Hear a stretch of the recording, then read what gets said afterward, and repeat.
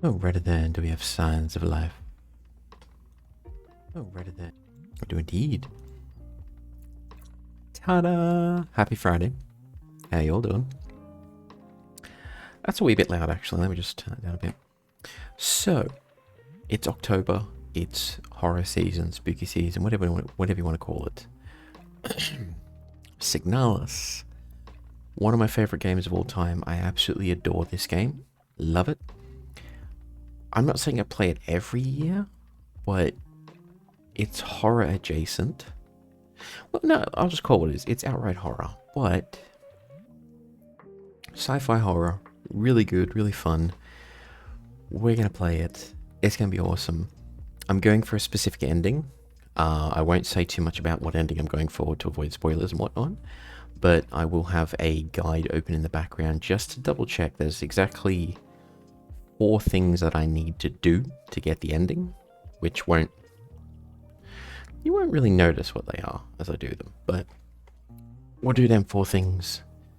Hopefully we get the ending that I want, and then I will have gotten all the endings for this game, because I've played it multiple times and I've got the other endings, so I'll be very happy if we get this.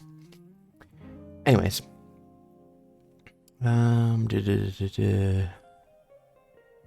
really happened this week, it's just work as usual. Just get up, go to work, do the job, come home, sleep. Not too much overtime. Yeah, nothing really interesting happened, I'd say. I'm trying to think.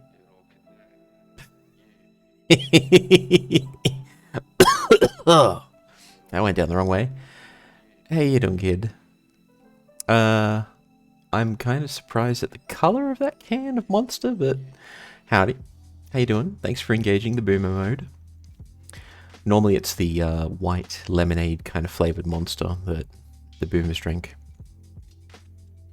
I will admit I don't have quite the same jiggle physics as Putty's mustache. What? This is as close as I can get.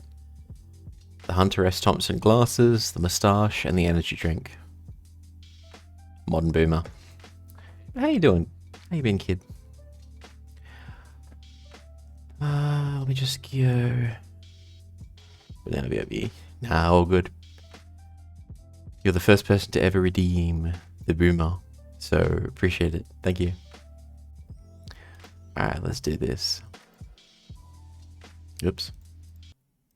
So we go there, then we go there, then we go there, there, and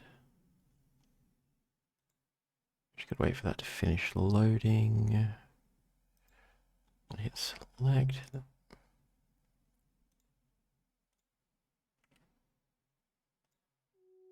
Oh, flashbang.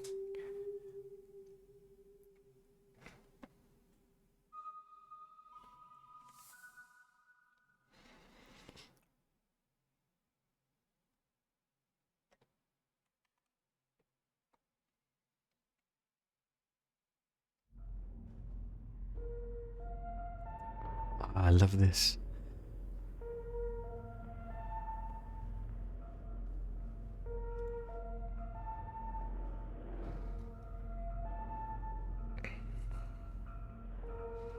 This game really is a labor of can't speak.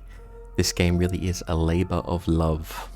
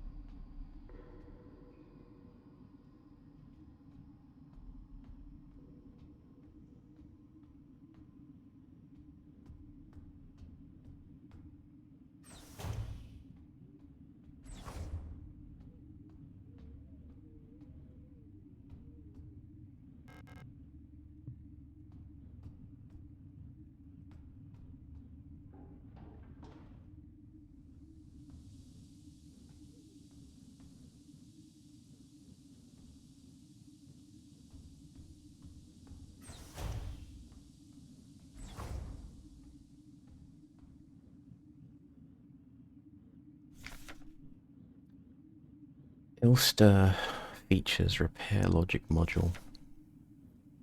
Serving our great nation as ship technicians aboard the scout vessels of the Penrose program, Elster-type replicas like yourself are equipped with a specialized repair logic module, allowing them to quickly and easily repair both themselves and important mission equipment. And then it just explains how it actually works. But I just like the lore of this. Like, you are playing as an android in space. I love it.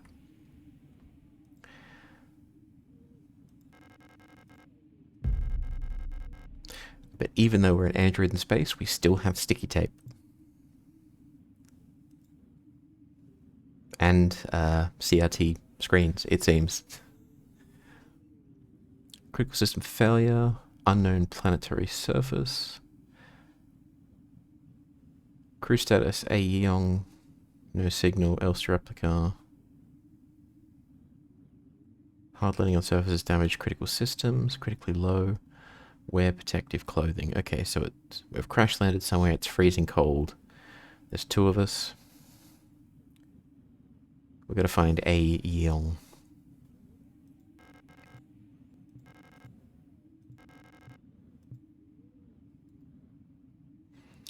I love the cassette futurism style. Absolutely adore it. I think Alien Isolation's a really good horror game in and of itself, but I love the aesthetics of it. Here we go.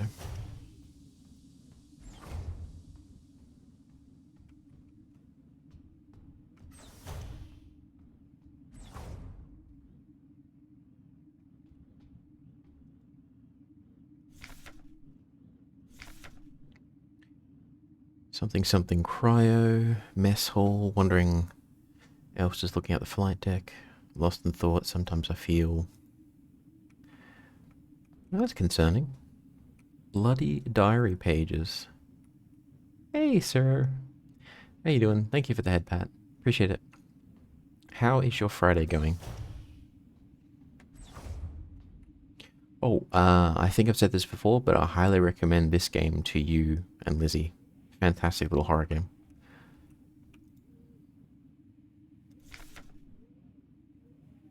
Been devouring books. I did see you were posting on Twitter. I think it was 30 days of books. I'm not sure if you're reading a book a day or just 30 days of these are the most recent books I read. From your list, the only one that I've read so far is Neuromancer, which I quite liked. It's kind of it's good. It's not the greatest thing I've ever read, but it's good. And it's, for the time it was written in, pretty prescient. 30 most recent books. Neuromancer is so good. Neuromancer is basically cyberpunk written in the 70s, mingled with basically Ocean's 11. That kind of heist genre done right. I really enjoyed it. I have read the second book in the trilogy. Didn't enjoy it as much. Kind of all over the place. I am thinking of getting the third book just to see what that's like, but Neuromancer is pretty good.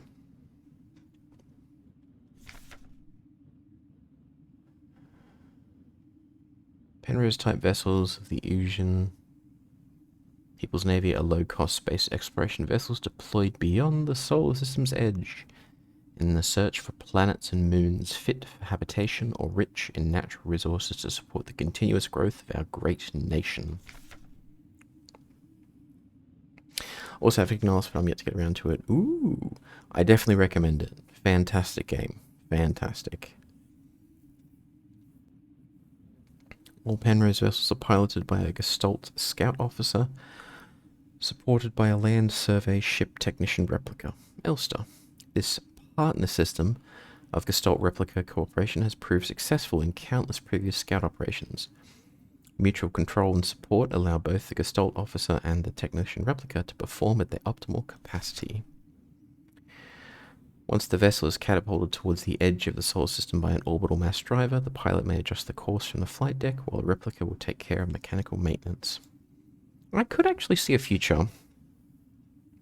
I think it's a good 20 years away, But I could see a future where the rich and the powerful can afford like robots that walk around and just act as like personal assistants. So like a useful version of Siri, but instead of it being on your phone in your pocket, it can walk around and pick things up and whatnot.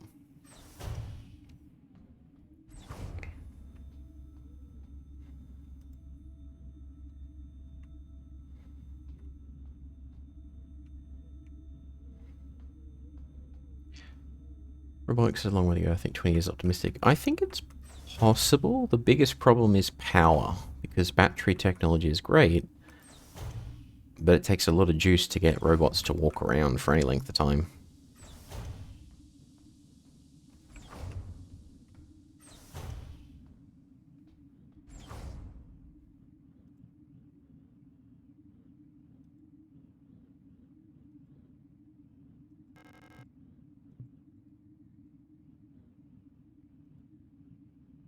Insert keycard. And the other spacesuit is missing. Dagnammit, where is our human? Have an electrical grid on your veiling like with bumper cars. I mean, wasn't there, I forget where it was. It was somewhere in Europe. I don't know if it was Germany or one of the Norwegian countries or what have you. But I know someone was doing that. They were working on a system where there was a stretch of road they were trialing as an experiment where it would charge cars, or maybe it would be charged by cars driving over. I can't remember. I just remember electric car plus road. And I was like, oh, that's the future.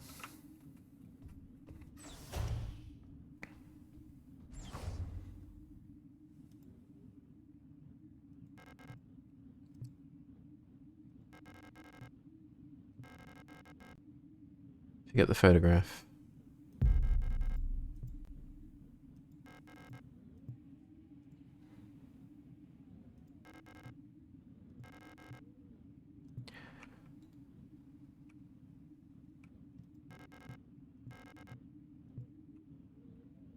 Those look kind of cool.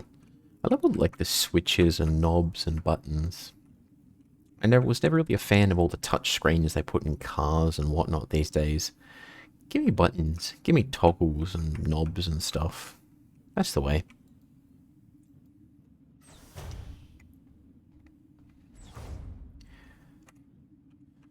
How was it? Tab. Ah.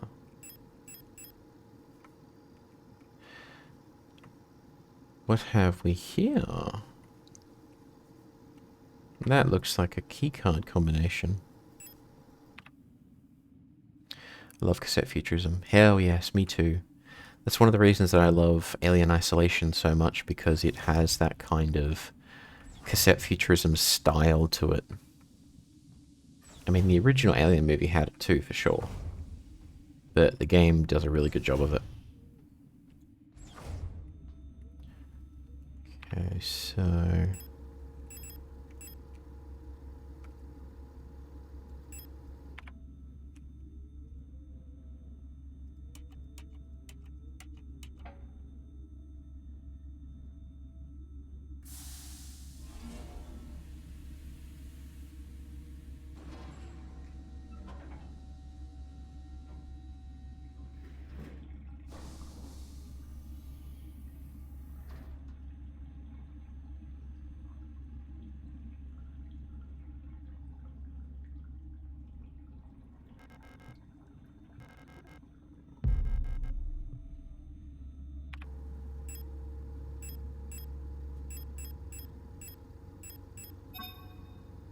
I still love that in this futuristic world of androids and spaceships, we still use sticky tape to fix things.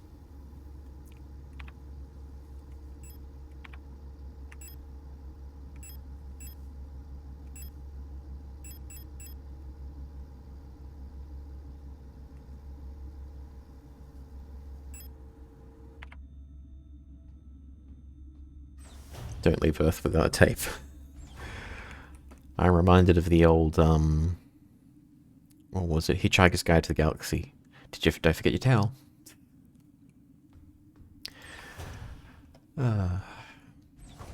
Hey, Faye, how you doing? What, is this a hold-up? Is this a stick-up? I have no money, though. No! I am too poor for this. Please, spare me. I think I have, like... I've got, like, $5 in my wallet because everything is cashless these days. Oh, dear. Hey, so am I, Lamau. Oh, I know the feeling. I'm in this weird... I think a lot of people in the same position given the state of the economy and whatnot in various countries, but I'm in this position where after I've paid all my bills and filled my fridge and tucked away my savings, I have like no money left until the next payday. Some people are not even able to do the savings part because of how difficult it is. So I'm kind of glad I still have that going on, but I miss the good old days. Just frickin' 5 years ago. It was not this tough. The working poor, exactly.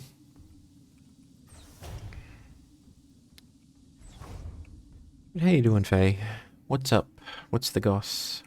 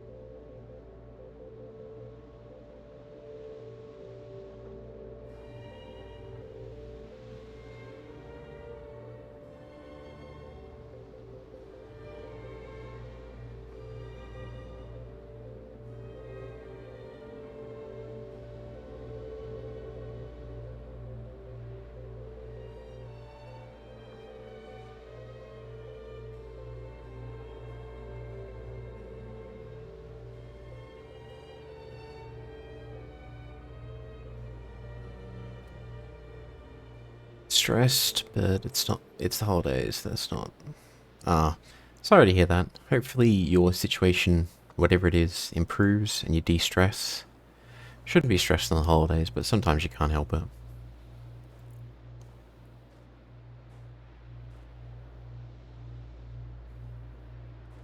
Ah, here it is. The infamous red gate. Although it doesn't look very red right now.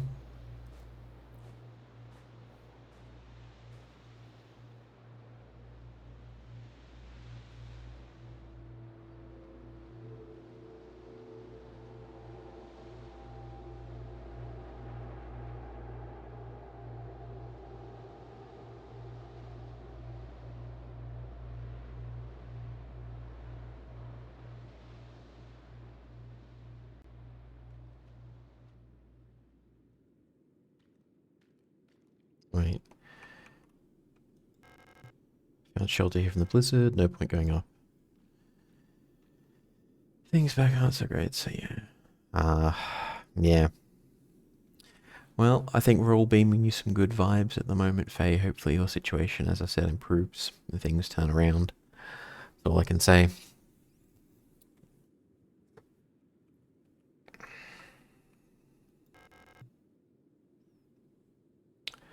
I think she's following the life lessons of James Sunderland. Strange hole? Climb into it. There's a strange hole. There's a faint light glowing in the deep. Crawl into the hole? Hell yes. Don't have to tell me twice.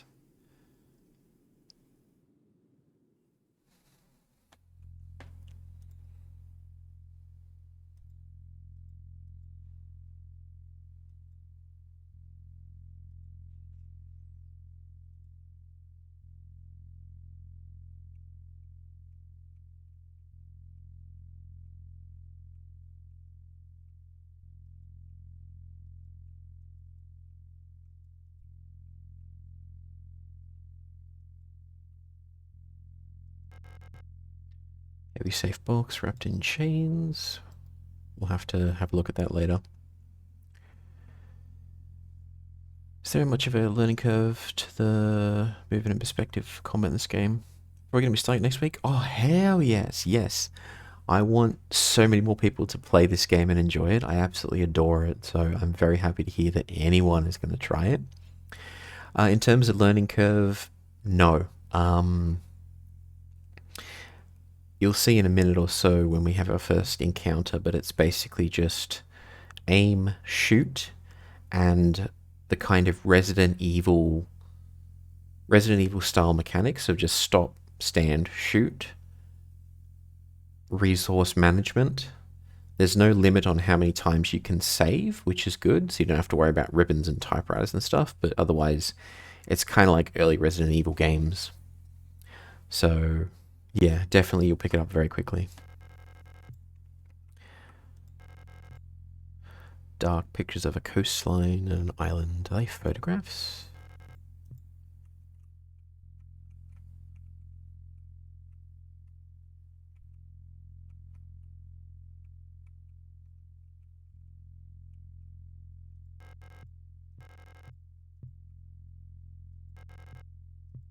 I'd rather not turn it off. Ooh, we're afraid of the dark. Wahahaha. Bit of a tangent, but... And I know it doesn't look quite like a Commodore 64. It kind of looks like a hybrid between, I think it's a Sinclair? Which is that kind of smaller form factor PC from way back in the day. See, all of that kind of computing is well before my time, but recently I've started looking into some of the older tech. So, like a Commodore 64, never had one, never touched one, never owned one. But I know that there's a YouTuber who basically bought the rights to the Commodore 64 name and brand, and he's basically relaunching a more modern version of the Commodore 64, which uses FPGA to kind of simulate what it was without using exactly the same hardware.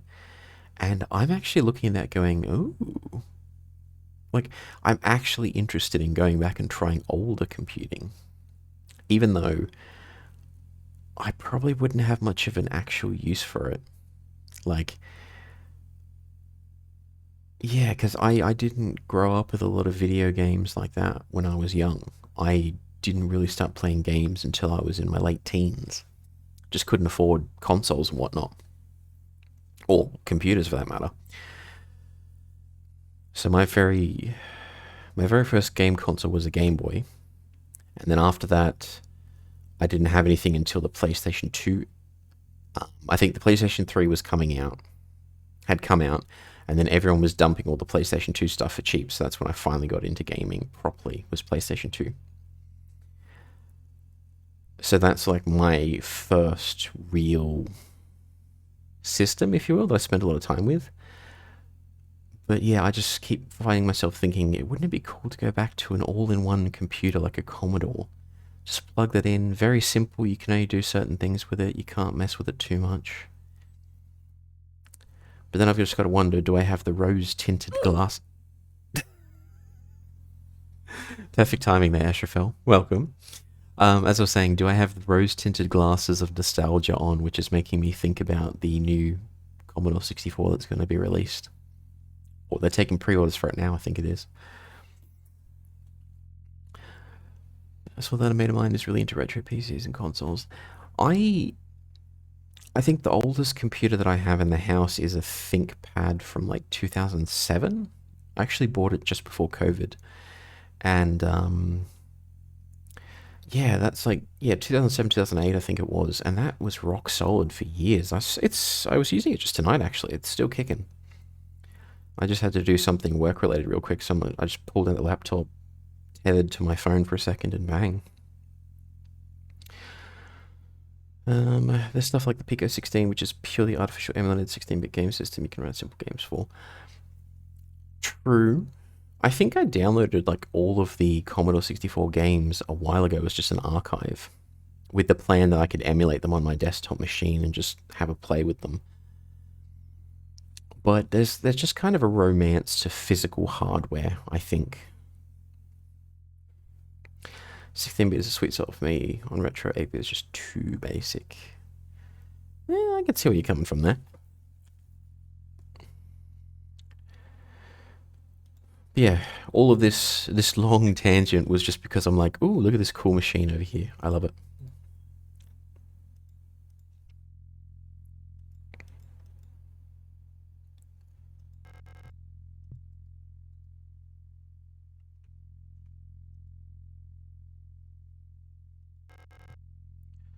Old Imperial cereals. I'm pretty sure these are banned. Textbooks and radio operation. Funnily enough, I found there's a lot of book banning going on in countries like the US for as the moment. I actually found out that the most banned author is Stephen King. Can you believe that? I think no one's going to be surprised to hear that. Well, in 32-bit computers, I did grow up on 16-bit, but I was too young to understand them, so they still have a mystique about them. I'm just trying to think when was the last time I used a 32-bit machine. It's been a long while. Hey Joe, welcome in. Thanks for doing the shoutouts. Thanks Joe, but I've never streamed. Never streamed yet. Never say never. But yeah, welcome in Joe. Hope you're having a good day. We're just waxing philosophical about old things. If by banned you mean not allowed in schools, sure, keep in mind King is a drama queen, spends too much time on social media. That is true. That is true. I think the only one of his books that's like actually banned everywhere is, I think there was a short story he wrote when he was writing under, was it Richard Bachman? I think that's the alias he used. Yeah, because I remember reading it a while ago. It was a story basically about a school shooting. I think that's the only one that's actually banned. The one about the Nazi diddler. There's another one? I didn't know about the Nazi one. Wine cigar in hand with coffee. Oh, you're living large, Joe. Congratulations. That sounds tasty. Let's have a look.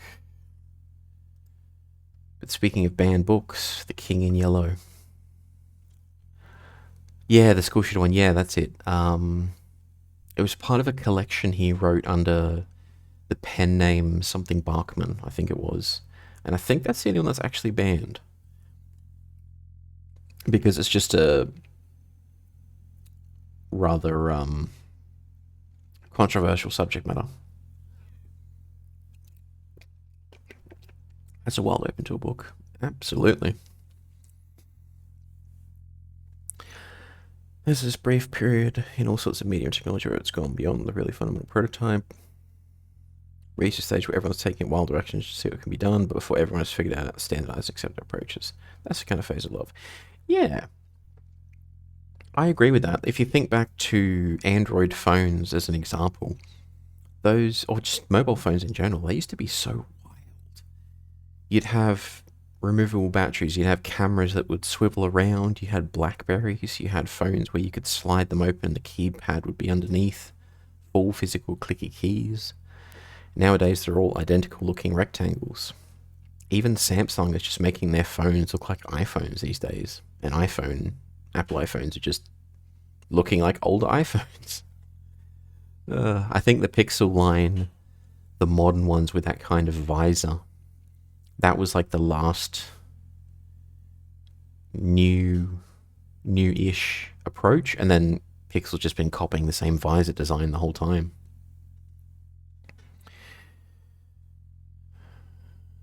Yes, happy Friday, everyone. Although technically I've ticked over to Saturday now, so still living in the future. But howdy, hope you're doing well.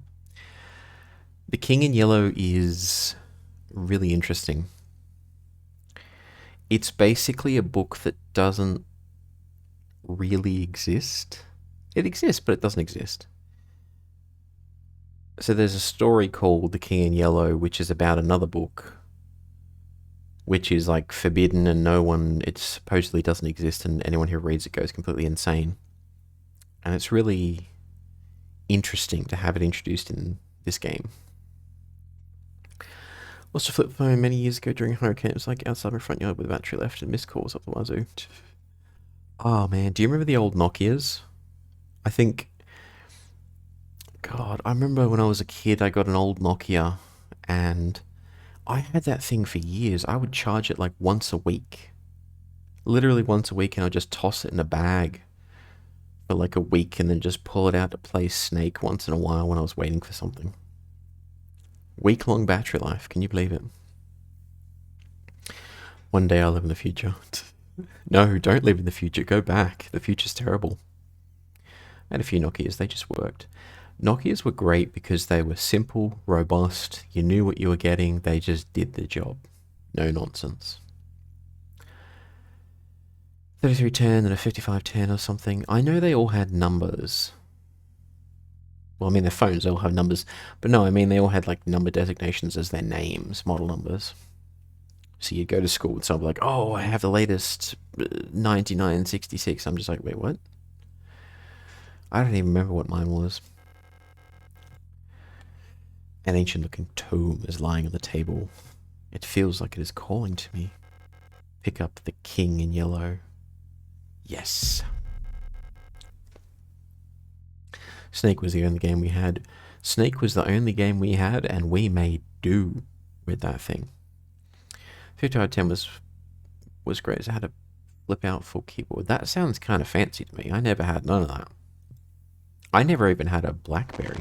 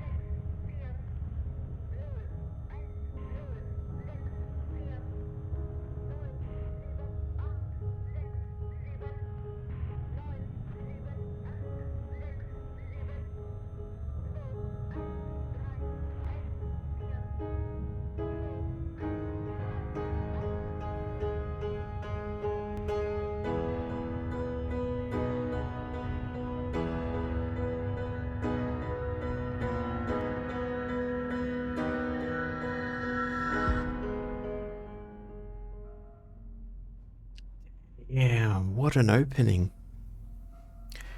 We have the Evangelion stuff. We have the freaking blue screen of death. I love it. Now that's how you start a damn game, I tell you.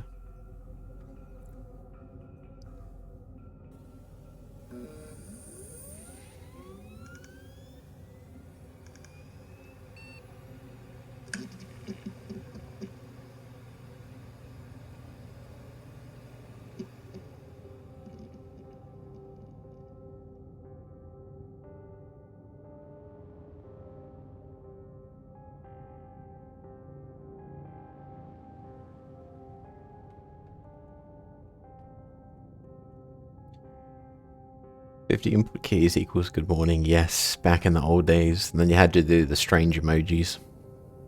I remember listening to that radio station. Ah, some nostalgia. Reminds me of Boots by Rudyard Kipling. What, the music? Or Rudyard Kipling was a poet, right? I think so. Yeah. Love the MFM hard drive. Yes! Exactly. Like, modern computing is great. I love the power and performance of it, but I do like the noises the old machines make. You turn them on, you can hear the fan spinning up, and you hear the hard drive clicking along, you know it's thinking. So cool. I miss when computers were more tactile, more alive. And of course, you could tell your hard drive's going, because you'd hear it skipping and doing some other crap, and you'd be like, oh, I need to change that.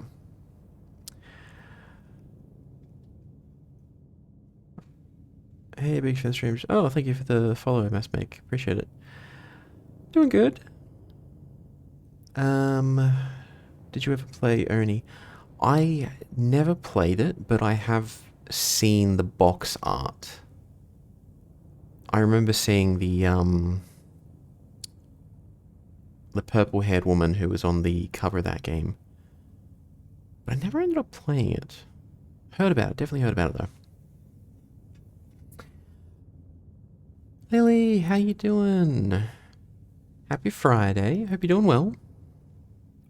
Wait, are you still getting ready to travel, or are you already on your way to South Korea? I can't remember.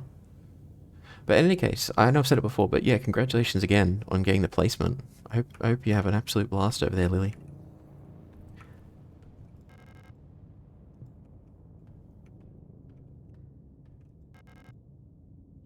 I came all the way to find her. There's no turning back now. Ooh. Dramatic. Leaving end of November. Ah, gotcha. So not too far then. Not too far. Well, look, I hope you have an absolutely fantastic trip. I hope it's everything that you're looking forward to, and yeah, thank you so much. I'm scared yet exciting waiting to hear if I have a single dorm room. Yeah, I mean, I think any trip is naturally going to be exciting and terrifying and all of that kind of stuff, but then you've also got to worry about accommodation. Are you sharing? Who are you sharing with? Are you going to get along with your dorm mates and all that kind of stuff? But yeah, I hope it goes well. I hope you have an absolute blast and keep us up to date as well. Yeah, I've been doing good. I've just been chugging along for the past couple of weeks. Past couple of months, actually, I'd say. First time since playing outside of Europe, so I can remember. First time since playing outside of Europe. Ah, yeah. Wait, is it your first time flying as well?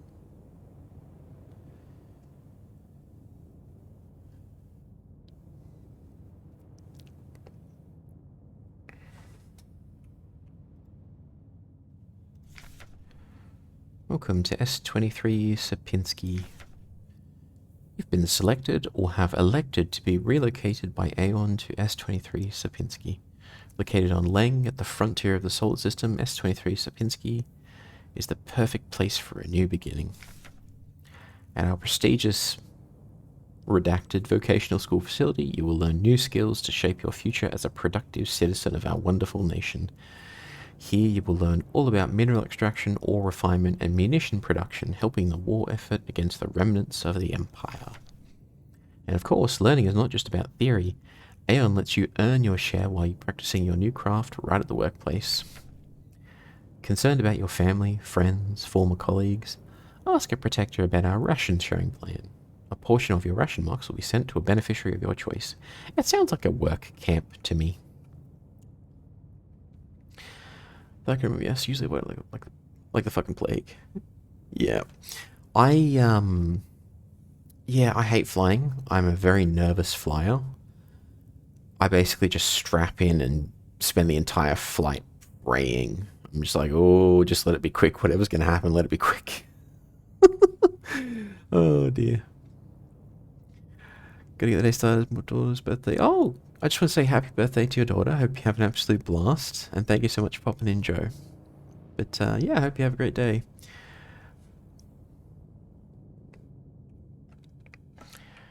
Alright. What are we doing? What are we doing? What are we doing? What's this? Surface access lift.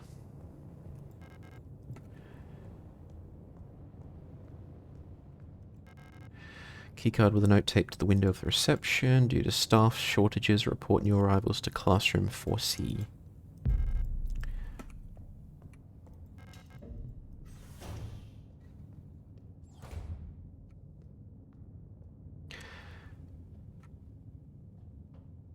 I love how we're just being watched constantly.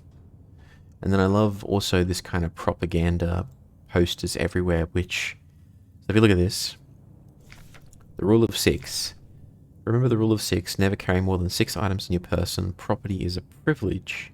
Keep your pockets empty and your bag light. It's the whole, you will own nothing and be happy, but it's telling us that we only have 6 slots in our inventory, so we have to resource manage. And I just like that. The idea that there's an art style and propaganda which is lore accurate, but it also tells you how to play the game.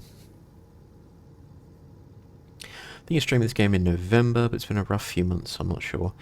At the end of the day, I'd say don't rush it. If you're going to do it, spend some time preparing for it, but don't feel stressed like you have to do it. It's one of those things where you've got to find it fun and interesting to do in and of itself. Otherwise, yeah, you just won't. It just won't go well unless you're doing it in and of itself, just because you enjoy the process of it, if that makes sense.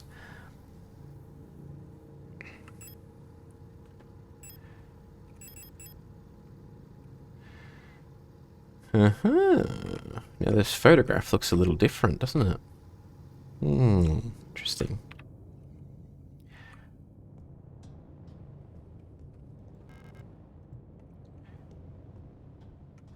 That's not going anywhere. That's not going anywhere.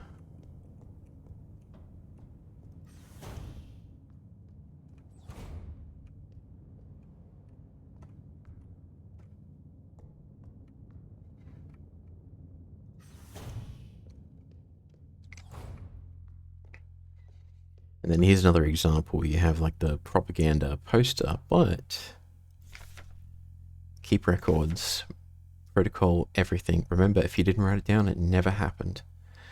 So not only is it talking about the bureaucracy of this strange, otherworldly universe, it's also like, hey, here's how you play the game. Make sure you save often.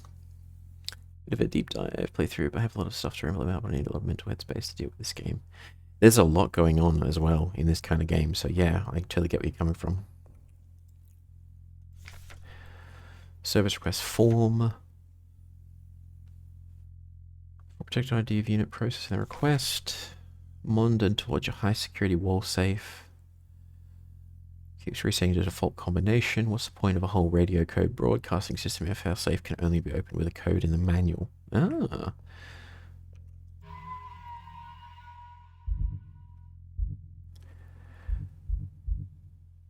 I think we'll get rid of the the nearly 13-hour playthrough.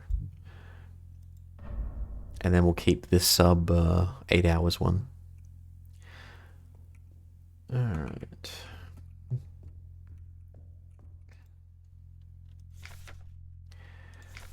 It's come to my attention that at least one worker might be aware of the code broadcasting frequencies for the protector wall safes. Any workers connected to this leak are to be interrogated until the culprit is found. I'm restricting all radio privileges for workers until further notice. Adler. Well, this Adler guy sounds like a fun person.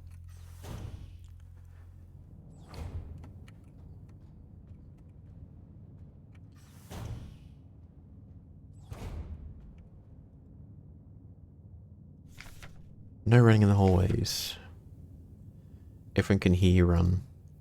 A very subtle way of saying when you run, certain things that want to kill you can hear you running.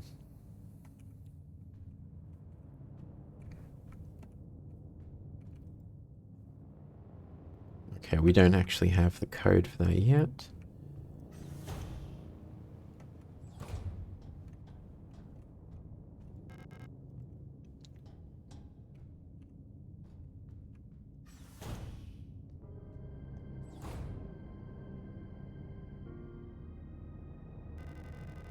An Elster unit? You should leave this place. This facility is lost. Turn back before it's too late.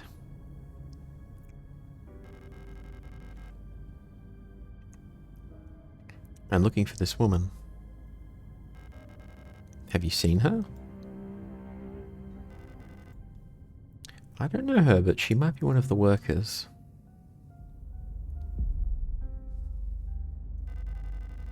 All Gestalt workers were sent to the mine below the facility. If she's still alive, she's probably down there.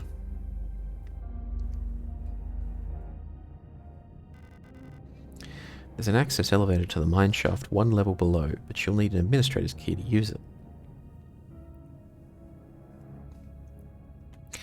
Love that aspect of Callisto Protocol. Had to be quiet with some of the zombies. They were fun to dispatch too. True that. How did you find Callisto Protocol, actually? Because I've heard bad things about it, like repetitive gameplay loops, combat's not great. How did you find it? I love the way Elsa just totally blanks all that. Yes, she's like, yeah, I don't care.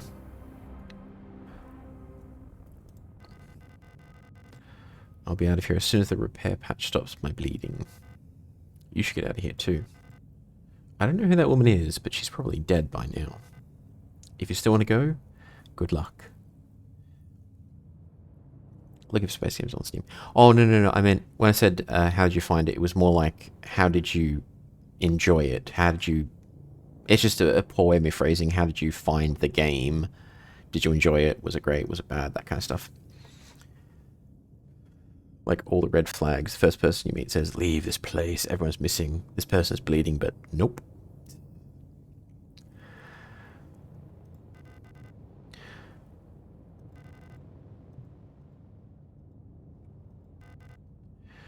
You're not a protector, so I can't tell you any more than I already have. They decommission us both. That's the only other trick to this game, is when you talk to some of the characters, talk to them multiple times, because sometimes they give you just a little bit more dialogue.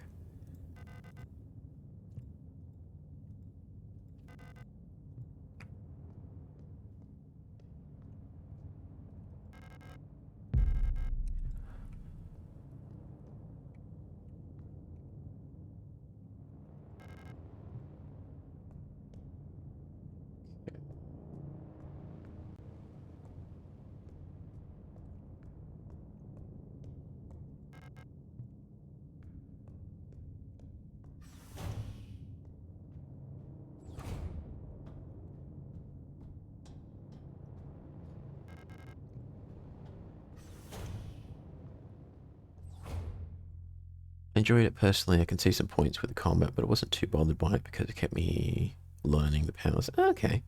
And the downside is it crashed on me a few times in the middle for some reason. Yeah, I hate when that happens. There's a game I want to play called Cry of Fear. Horror game, really, really good. But it keeps crashing no matter what I try and do. So I've never been able to get past the first cutscene. Can't we eat the dying person? Funnily enough, kid, I kid you not, no pun intended, there's an instruction manual that we will find later in this game which specifically says, do not eat the replicants. They are technically toxic. Playing this game through the first time that destroyed me, I was pretty fragile at the time. It's one of those games that has a lot of there's a lot of heart to it. You can tell the creators of the game, which is a studio, just 2 people, by the way, from what I heard, plus musicians who are separate guys.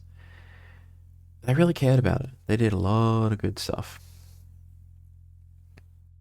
And kids just like crying, no, you can't eat the replicants. Dead Space on radar now, at least for more. Dead Space is fantastic. Play it, you will not regret it. You'll love Dead Space.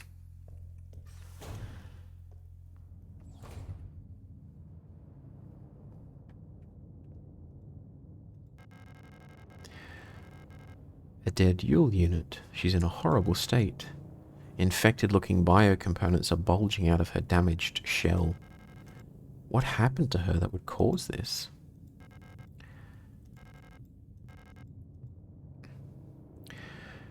OG Dead Space 1 or the remaster? Oh, come to think of it, I've only played the OG Dead Space. I never played any remaster. I don't actually know if the remaster's as good as the original. I don't know what they did to it. Like, the original Silent Hill 2 remake was atrocious. So I don't recommend people play that. I don't know if they did the same kind of stuff with Dead Space.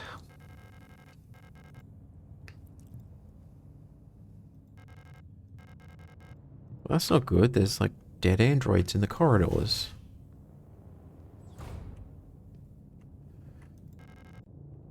If I had an Aperture card, I could view its contents here. Replica. Shortened from replicat. Biomechanical person. Synthetic reproduction of a gestalt. What? Biological culture grafted onto an artificial endoskeleton and enclosed in a protective exoskeleton. Oh, thank you for the head pat. I may as well hydrate as well.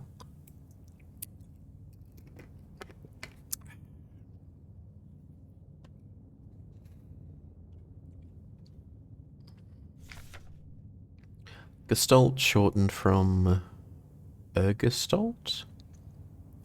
A person that is not a replica. I like how they don't call us humans, they just say Gestalt.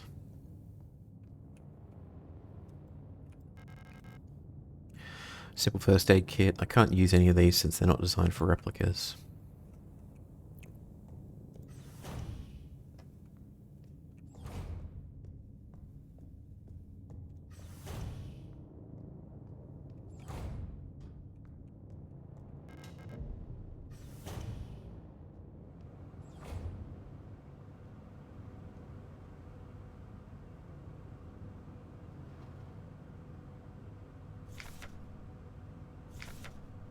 I announce the following by order of Aeon. Due to recent events in accordance with the new Aeon Public Interest Media Regulation, the term redacted is no longer permissible. Premises and departments that are currently using the term are to be immediately renamed.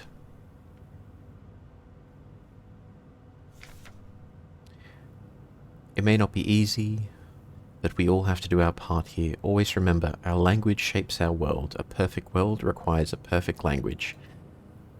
That's not horrifying at all. That's not completely reworking thought.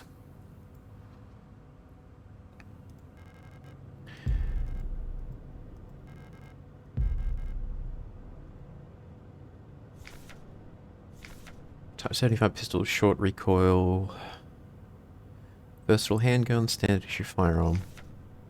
Equip it. Primary weapon. Press and hold. And then shoot. R to reload. Whoops. There's one last page. Do not waste ammunition for a resource of the nation. When a target is down, try and finish it off by kicking or hitting it with a baton. Yeah, so...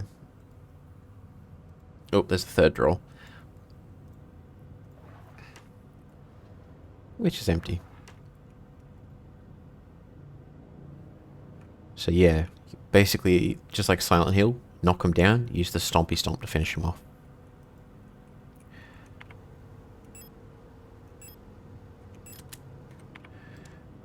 Yeah, so it's pretty much right mouse to basically aim. I'm actually going to shoot because I only have 10 bullets, but yeah, just aim and shoot. You can move a little bit, but everything runs faster than you, so it's almost pointless.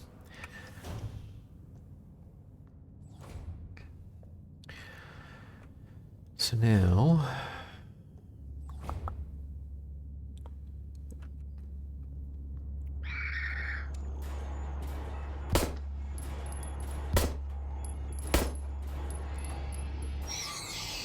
There we go. And that's all it is to combat. It's basically put them down, run up to them, give them a stomp, and they stay down for a while. Even though you get other weapons, it doesn't really get more complicated than that.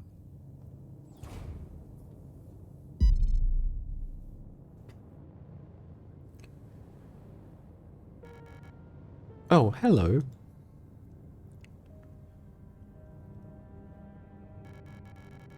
You don't belong here either, do you? I'm Issa. Issa Ito. You should be careful, there's something wrong with this place. Anyone seeing similarities to a certain Silent Hill game where we meet a young woman in a graveyard who says there's something wrong with this town? I don't know what happened, but it's probably dangerous to go any further. And then Elster is just the strong silent type who's like, that's okay, I understand. I have something I need to do too. Take care. I hope you find who you're looking for.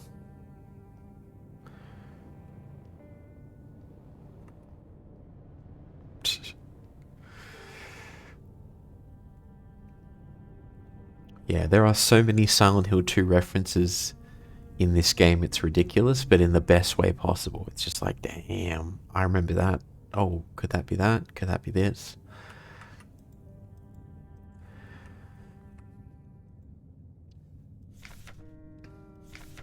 Erica, if you find this note, despite everything that's happened, I've come to look for you.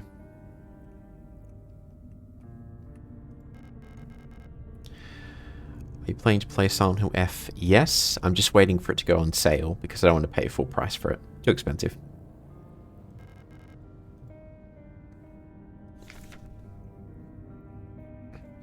I'm also going to play, oh, what's it called?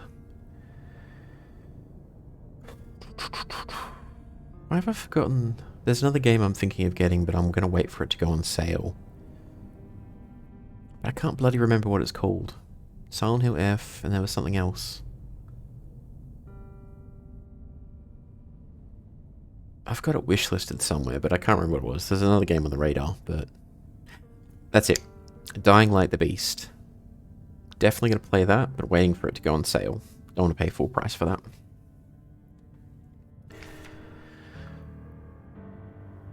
Wallsafe complies with public safety regulations.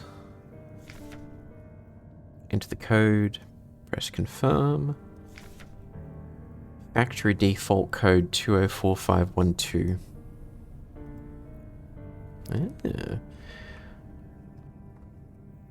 That's why you always need to change the default password on your router, as an example, because it's pretty easy to guess.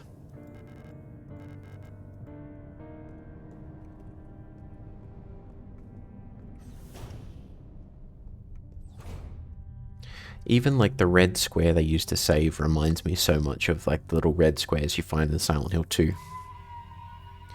Which is how James basically saves the game. Maybe gonna find some breakfast. No worries. Enjoy breakfast.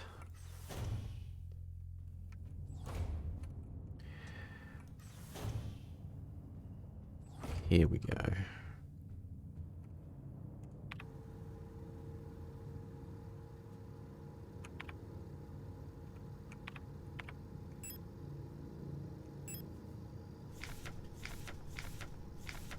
We're 4512.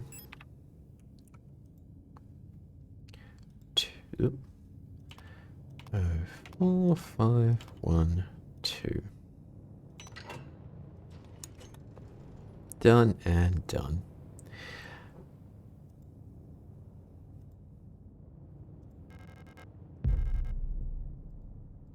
I kind of like how the inventory makes sense lore-wise. We're playing as an actual android, and if you look, we've got all of our previous memories, we've got our health and stuff. We've also got what will later be a radio module. So we can actually go back and read past notes and whatnot, just like an actual android probably would be able to do.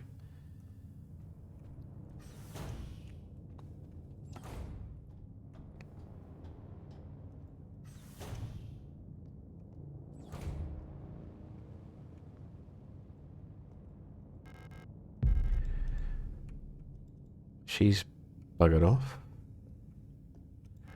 But left us some ammunition and health. What a nice replica.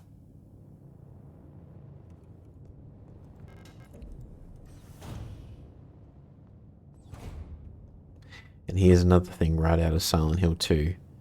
There's a part in the original game, I haven't got up to it in the remake yet, but inside the prison, there's multiple holes in the floor and it says, do you want to jump down?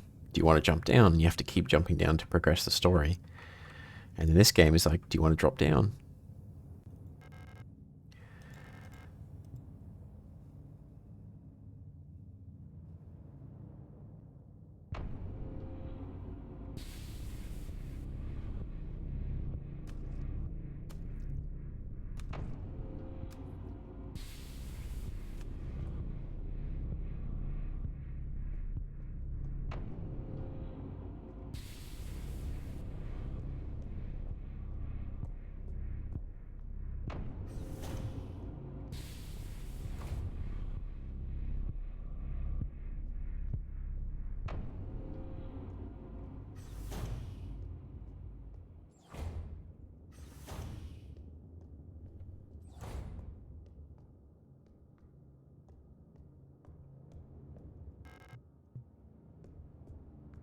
Okay, so we need to get over this way.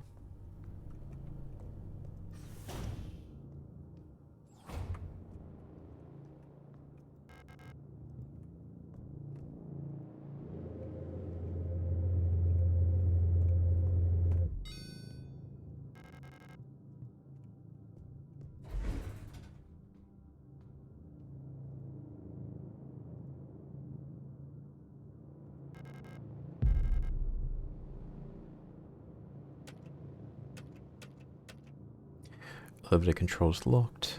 Protector ID, which we don't have, so we are not riding the elevator.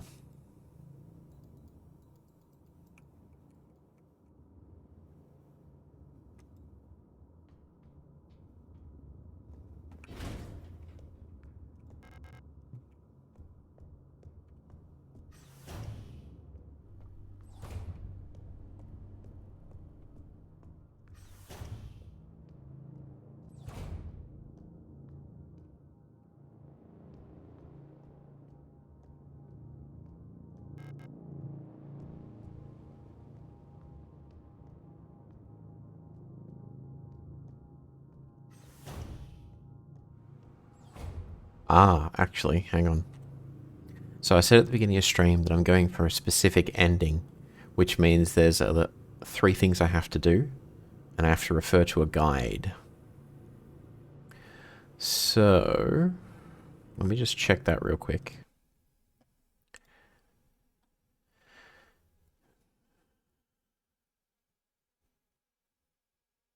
Gotcha, okay.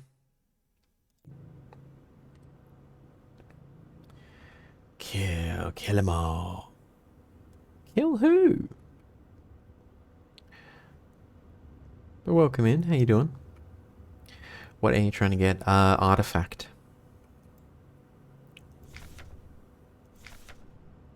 Protect's been worried lately they're hiding something. There's less of them. Ration plan keeps changing.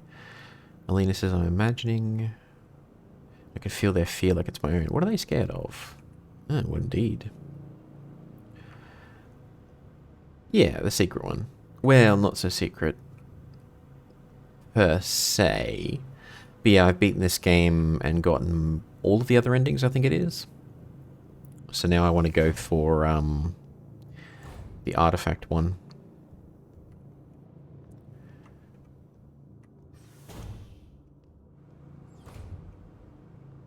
But at the same time, because I enjoy the game, I luxuriate in it, taking my time to run through and explore. So far I've finished 1 run. Ah, which ending did you get? Kick 'em while they're down, kick 'em while they're down, kick 'em while they're down. And we don't have the radio module yet, so I have to wait. Feeling a little lightheaded today. I hope it's not that new flu that seems to be going around. I can't afford to miss any more shifts. That storch at the factory was chewing me out for what felt like hours after fainting at work the last time I got a cold. I haven't seen Elster the last few days. I hope she's okay. More and more people go missing in the mine lately, including replicas. Not even the protectors seem to be safe. Oop, wrong button.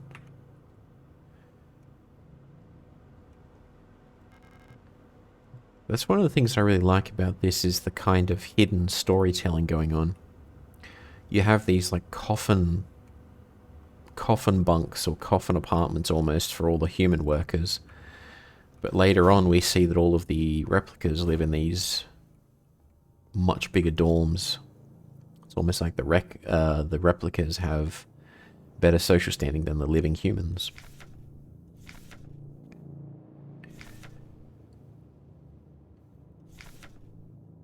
Questing a locksmith. Ah.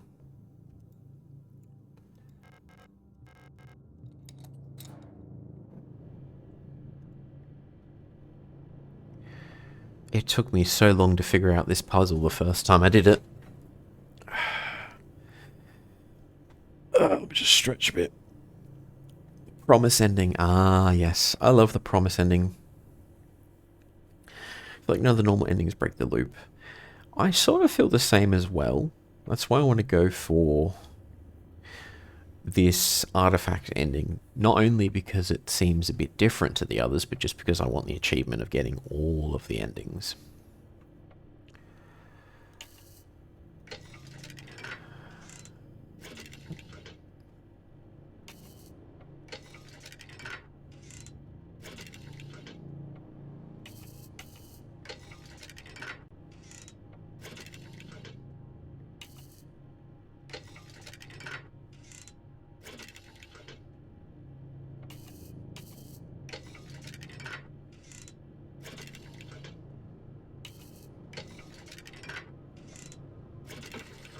There we go.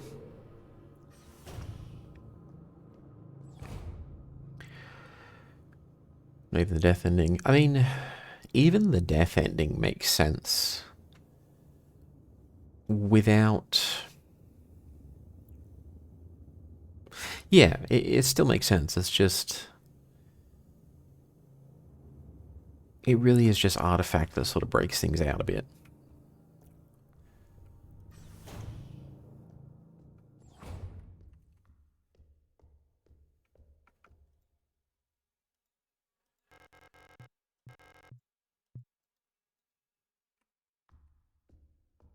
Okay. Let's see what we got going on here.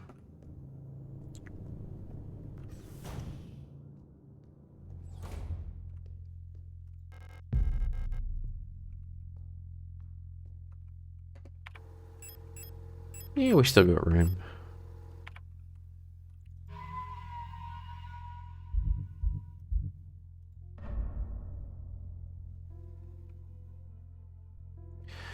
Funnily enough, the creators of this game, Rose Engine, they have their own comics which use some of the same characters from the game.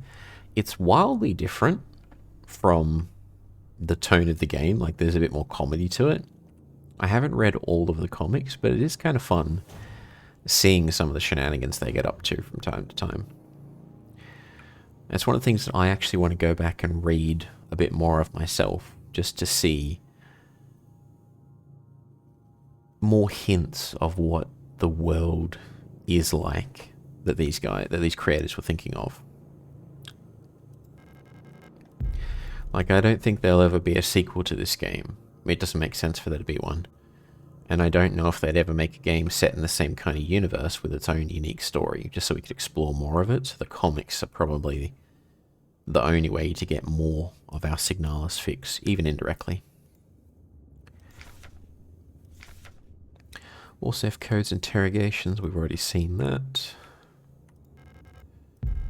Stun batons. Due to recent events, all facility staff members are encouraged to familiarise themselves with the use of electro-impulse devices. We've supplied with a shipment of EIG-2 disposable stun prods. Please refer to the enclosed handbook for more information. Put it in the tool slot. Do not deploy on elderly, pregnant, or individuals with known heart diseases unless absolutely necessary, and dispose of them properly after being used.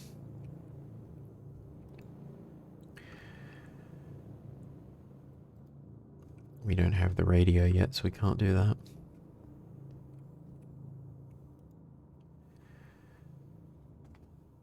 I love these kind of posters. They're just so cool. They tell you more about the world and the story, and they also make sense, given like the propaganda stuff going on in this kind of world. Super weapons of our nation in the battle against the Empire. Volk units.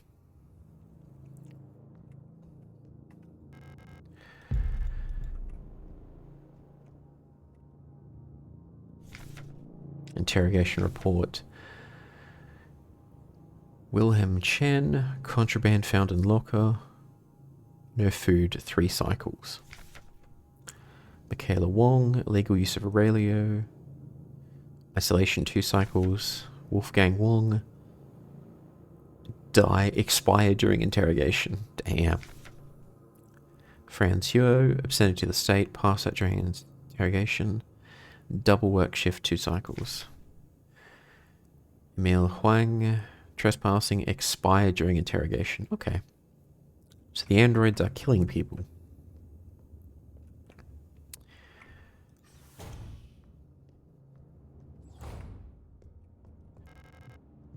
Unlocks from the other side.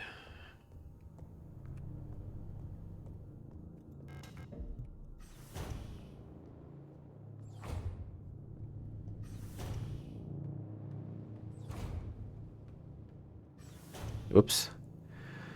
Didn't mean to do that.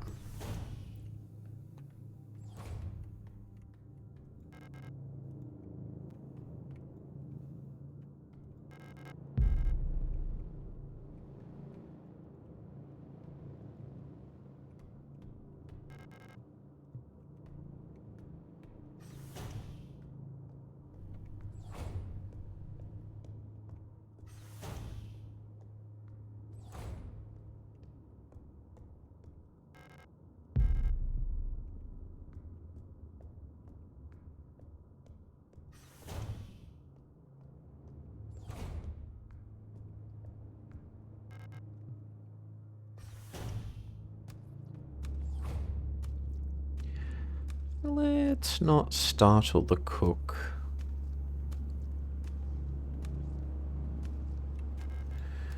It's breathing?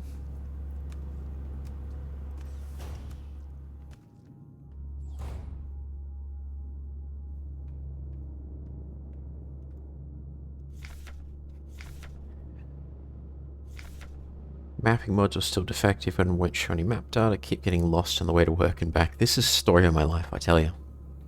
Had to sleep in the hallway last cycle because I couldn't find the staff elevator to get to my dorm. Please, I can't find my way around this place without a map.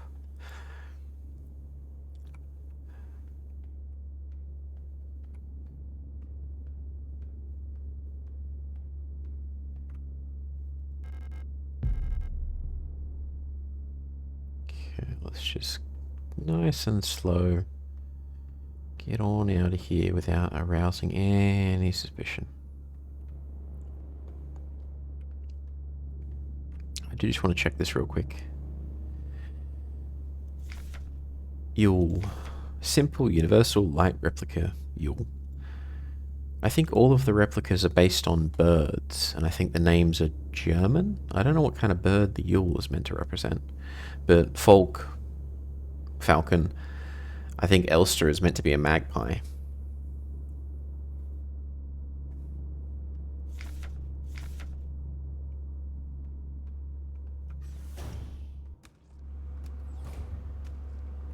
Okay, let's just sneak around here. No need to pick a fight with that.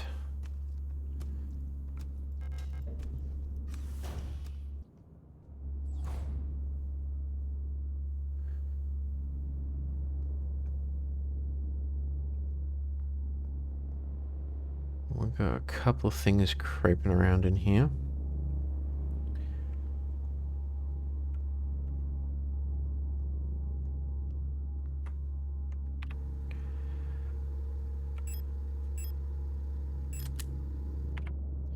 Really don't want to use the stun batons this early, but...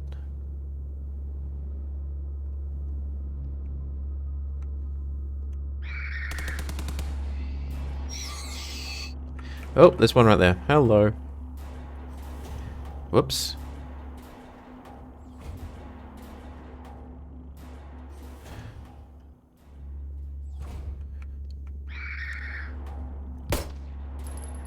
Oh, no, no, no, no, no. Run, run, run, run, run. Oh, no, no.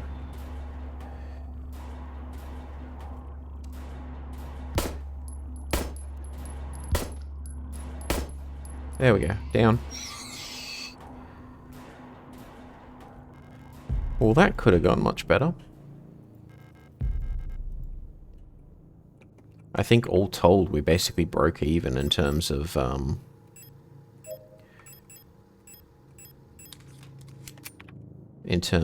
like weapon and ammunition that we picked up. Which is not great, not terrible.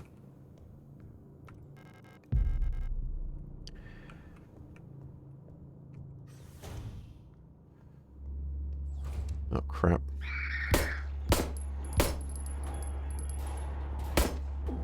Wait. Calm down. There we go.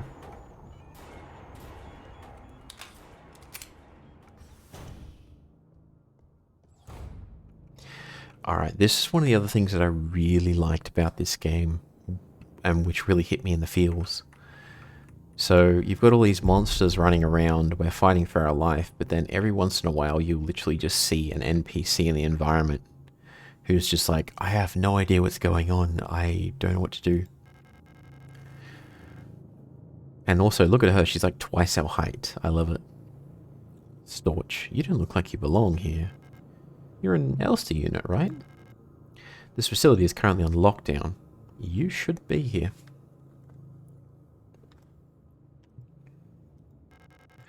I'm the Protector Controller on duty on this level.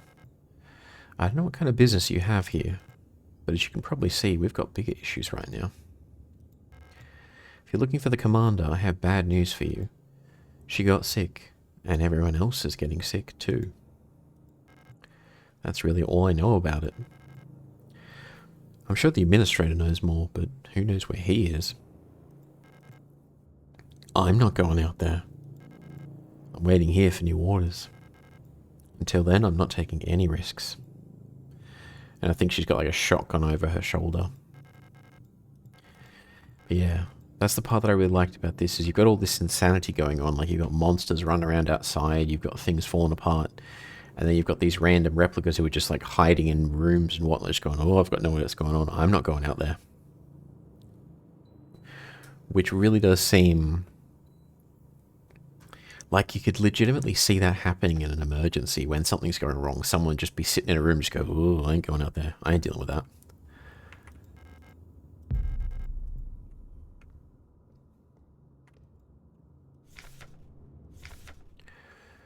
Due to recent events, some security technicians will be serving both work shifts and night shifts. I ain't dealing with nothing exactly, but in some cases you can understand why. Until an effective treatment is found or reinforcements are sent from HEMAT, we'll all have to stay strong and do our best to keep the facility secure. Failure is not an option. Storch Sieben. Yes, keep an eye on the Administrator unit. Since the incident, he's been acting stranger than usual. Without the Commander to help keep him in check, we'll have to ask Calibri for help.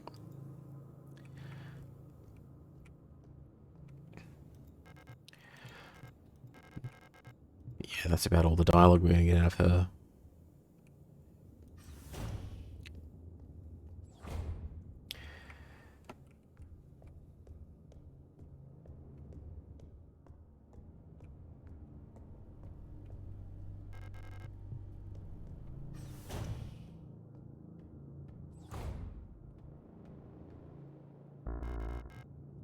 Right of ammunition space. No.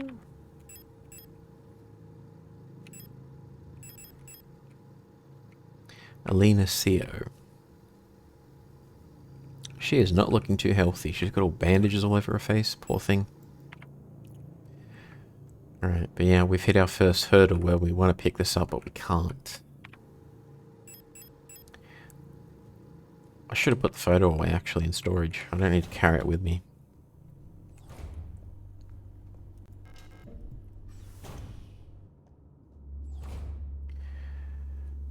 Where am I? South corridor.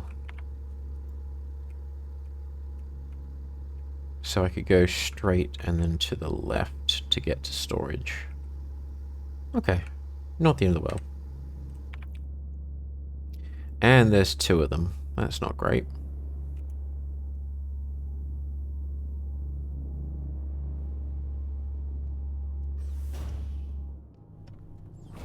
Sometimes it is wiser to retreat.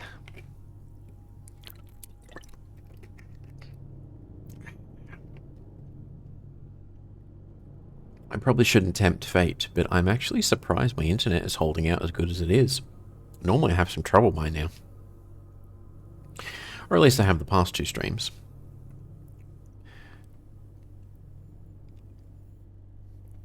Am I at risk of jinxing things? Absolutely. I always retreat. One ice cream, then two. Oh dear. That was good. That was very good. I'll give you that.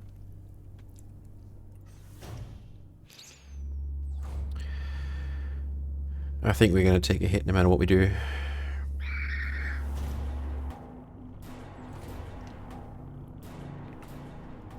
Let's just run. Ah, no. Oh, we're bleeding bad.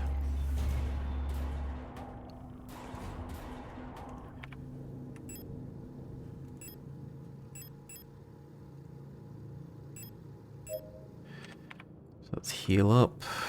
And then that doesn't go anywhere.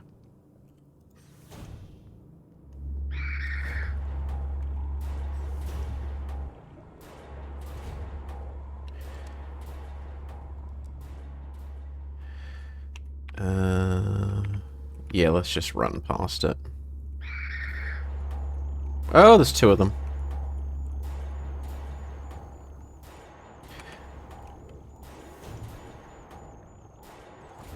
Wait, hang on. Was there an item there? No, it's just the note.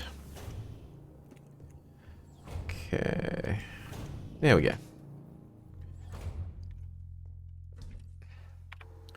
So we'll drop off the picture because we don't need it. We do need this, but we'll dispose of it in a second.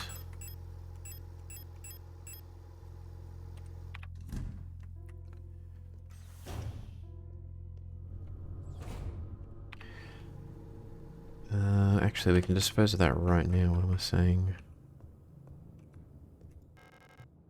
Oh wait, no, that's not it. Elevator lobby. That's what we need to do.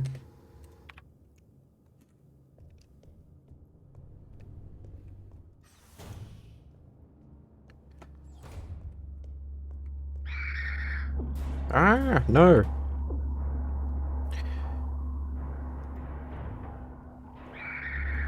Oh, not good, not good, not good. We are getting sliced up.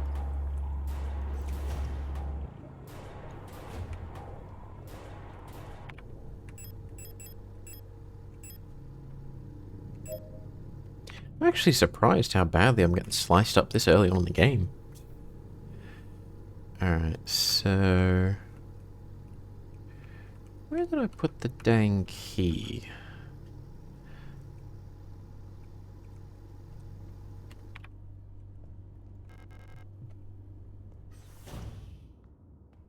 Yeah, this is where it was. Broken key. There we go. The annoying thing is the enemies don't drop any items when you kill them, so if we find our way past them, that's fine. Actually, we could probably just cut around through the Menso. That's probably the better way to do this. Actually, no, it's not, because we can go through South Corridor, through the elevator to that room, instead of going up and around and then down again.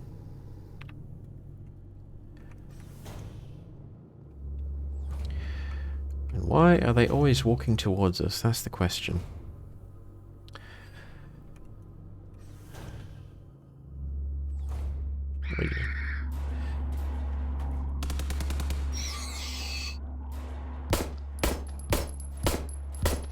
There we go. Alright, there we go. I think, yeah, one stun baton is left. Not great, not terrible. Yep.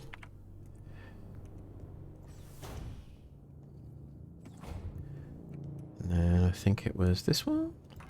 There you go.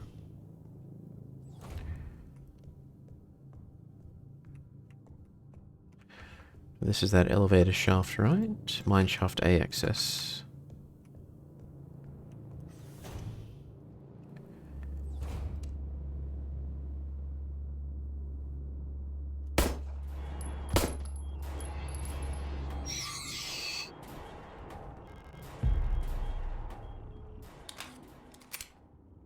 There we go.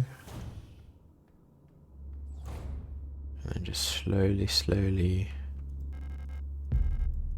Broken key.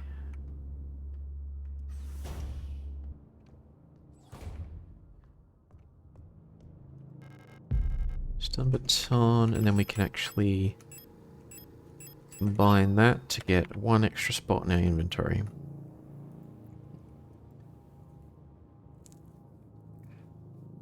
Yeah, none of them are looking too good. They're all bruised and covered in bandages and stuff. Helene's song. Confiscated a watch and a ring. Arrested in ongoing investigation for a stolen radio counter-revolutionary activity. Julia Huang. Arrested on suspicion of bioresonance. Damn. Elena Seo, cosmetic box with a butterfly. Ah, so she's the one there. Collapse of the workplace from exhaustion. Bunk was searched before transfer to medical wing. So this key we've been finding belongs to her. Heinrich Fukuyama. Confiscated a fountain pen. How dare you. Arrested on suspicion of conspiracy against the state. So owning a fountain pen somehow leads you to be arrested on suspicion of conspiracy? Well, the pen is mightier than the sword, as they say. That makes sense. That means that I would technically get arrested because I have 3 fountain pens on my desk right there. I say that like you can see that, and then nod towards it, but yeah, there's literally 3 fountain pens. About 10 centimeters from where my mouse is right now.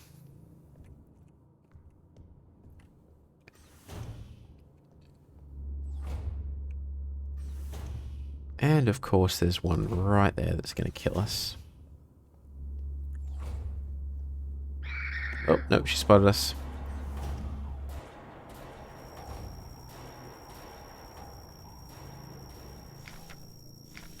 Frequencies. Ah. So you can tell this is one of them interrogation rooms. Oh, damn. We are copping it.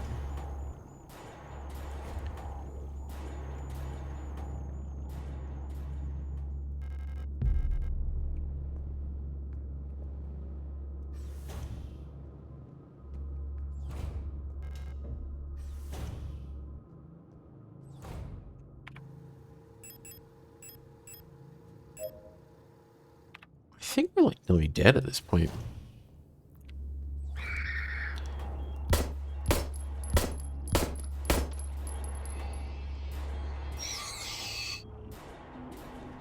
Oh, there's no point. There's nothing that even goes that way.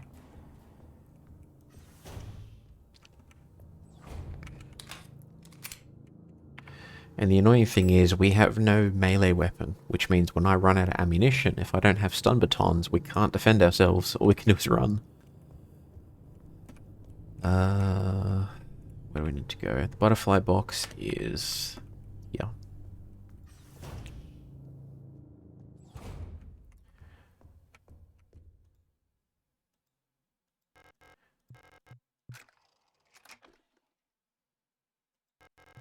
Mysterious artifact is placed in the box. Pick up the plate of eternity. Ooh.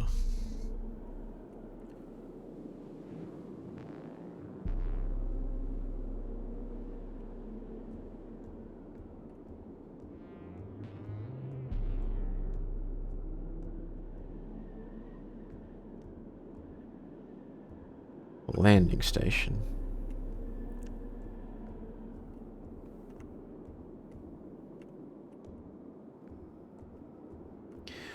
Rot Front Station 6.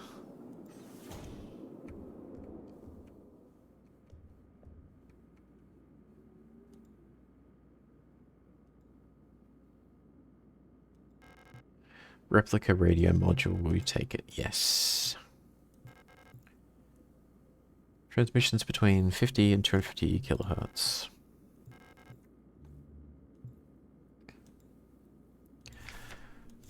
And this just explains how to use it.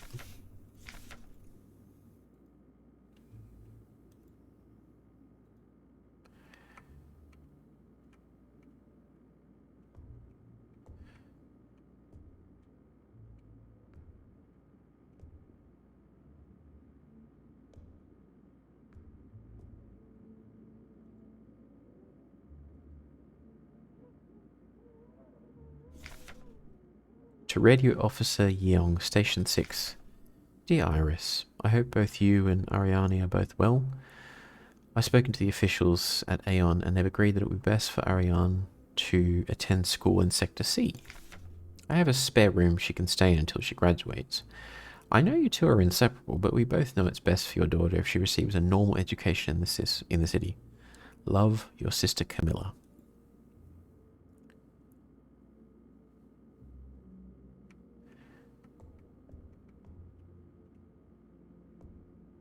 Standard sort of outpost.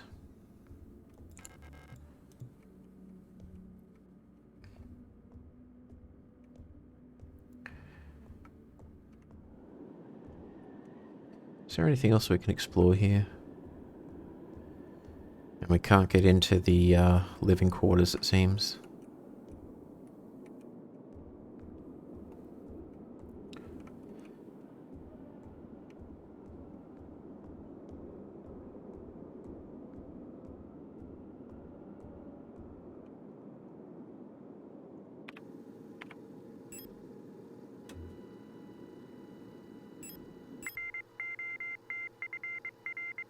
Rot front.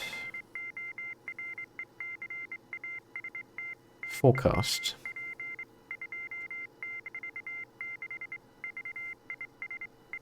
Ah.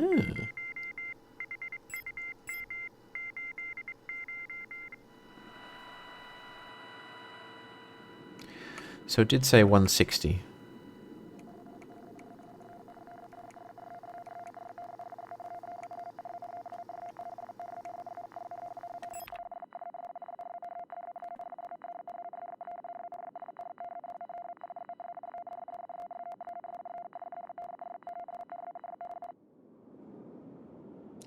Bada boom.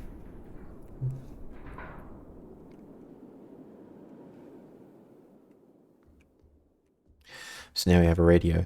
Now, this is the first time we have to do something to get the ending, so...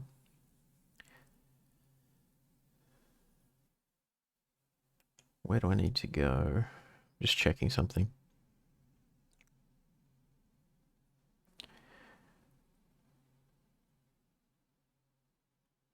Operating table.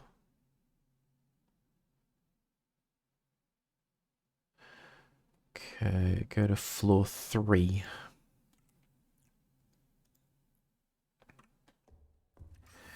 So there's 3 items we need to pick up in order to get the ending that I'm going for in 3 different locations. One of them is here-ish.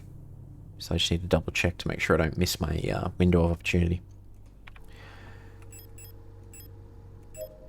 So we'll just fully heal up. We don't need the Plate of Eternity yet. So we'll drop that off.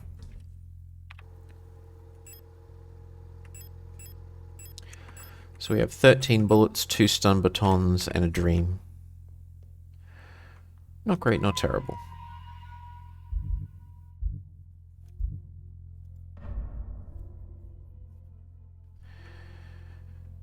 Okay. So...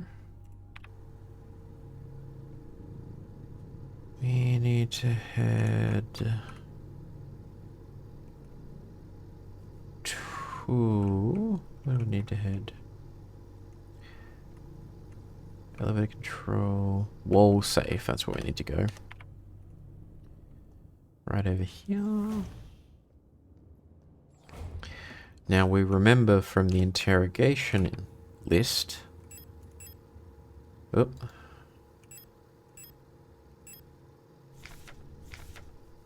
The tree is 179. This has a tree on it. So...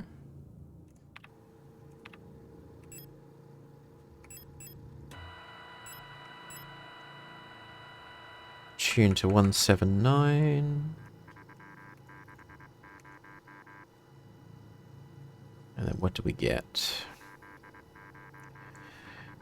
And I am going to write this down, because I have a terrible memory.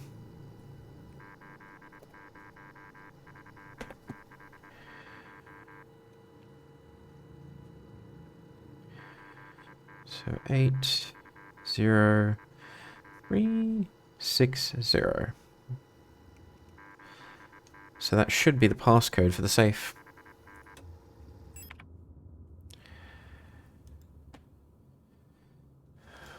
So 80360. There we go.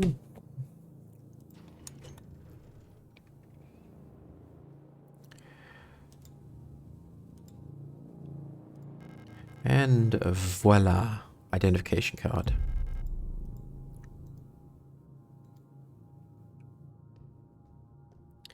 Now, if I'm not mistaken, now is exactly the time. Elevator to level 3. Gotcha.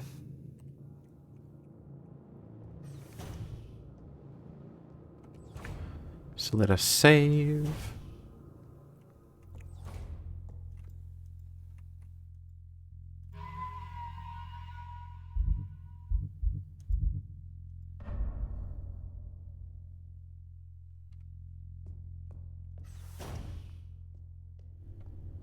What level are we on? So we're on basement level 2. So we need to go through there, through the registry, through the showers, through the lockers, to the elevator. Cool.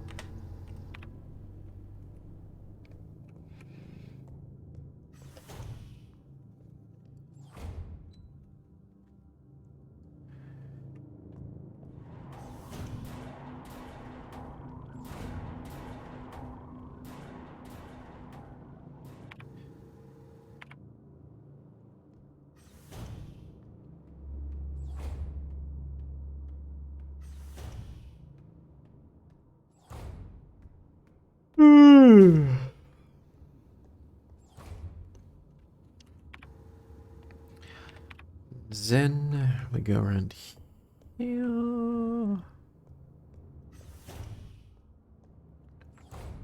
And elevator time.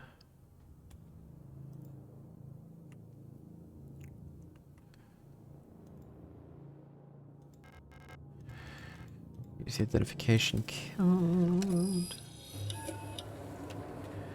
Then we go to level 1.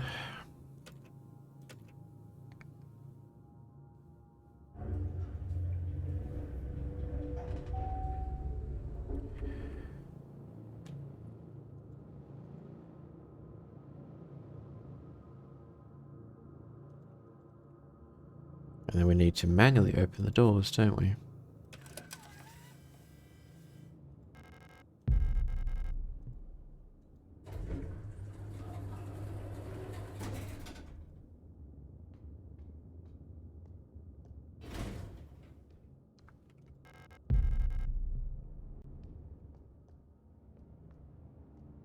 Oh. Ah, it's you again. I'm glad you're still okay. Have you found who you're looking for? No, we haven't yet, Issa. I'm looking for someone too. My sister. If you see her, would you tell her I'm looking for her? Don't worry. You'll recognize her when you see her. Have you ever wondered if you're speaking to someone for the last time without knowing? Yes, many times, and it always freaks me out.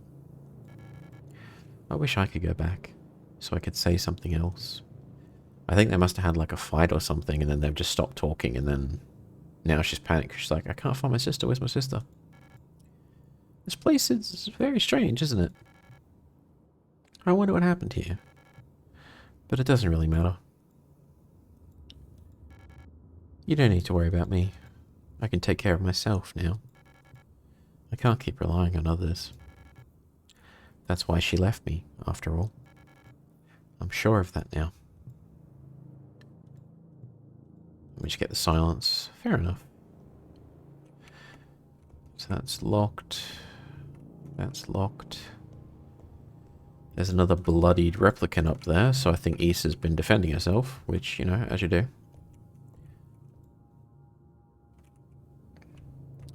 Yeah, it's just a nice little Easter egg. You can go up instead of going down just to see Issa again. And of course get some free ammunition.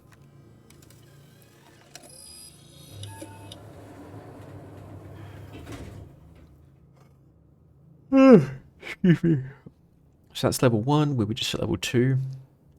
Level 3 it is.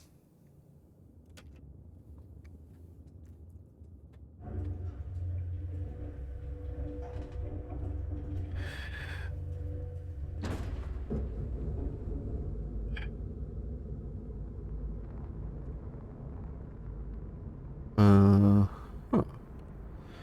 And the elevator blue screens. Come on, Windows, what are you doing?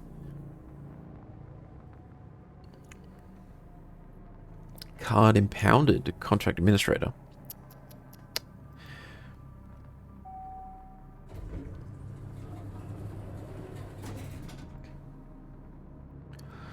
So laying orbital.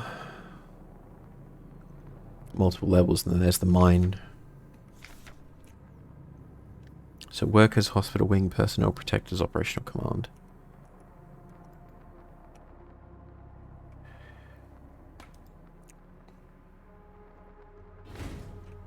Alright, level 3. So if I check my notes, go to the card level 3. Workers' quarters.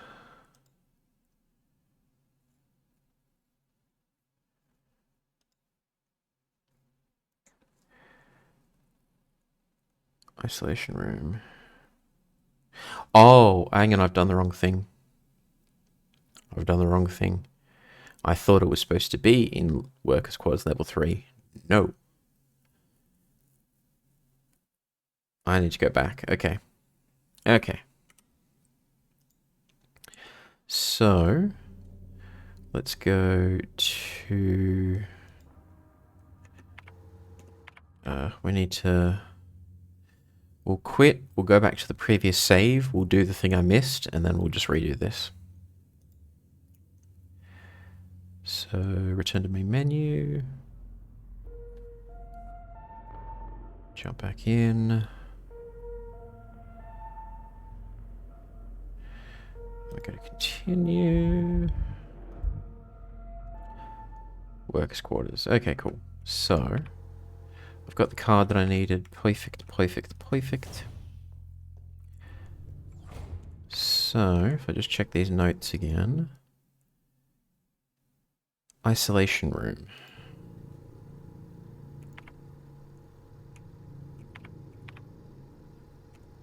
Isolation is 1 to the left.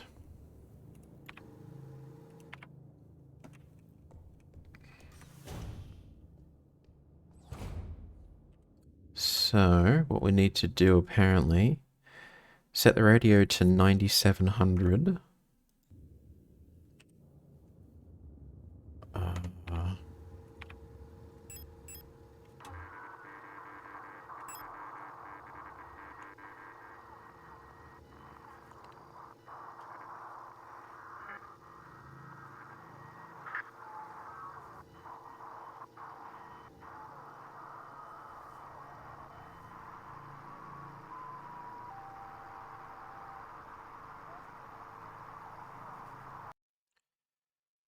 Interact with the cage on the bottom right.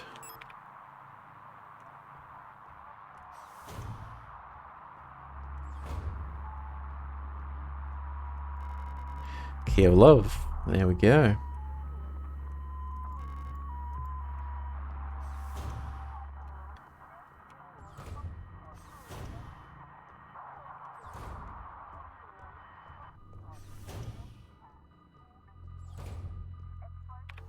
So we can now turn that off. Cycle 888. I've tried to teach Elster how to dance. It's so cute how clumsy she can be when it comes to these things.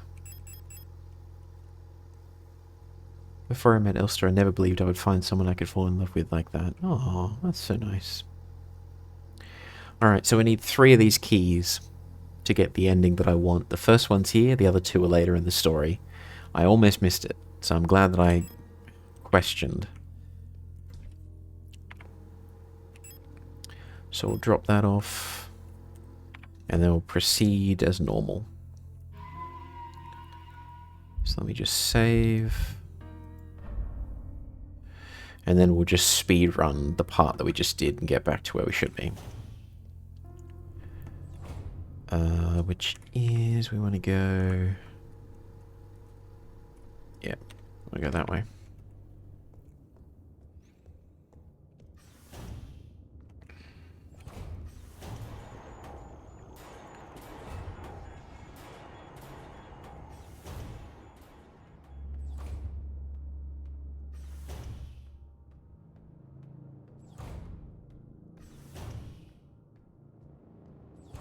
And then we go over here.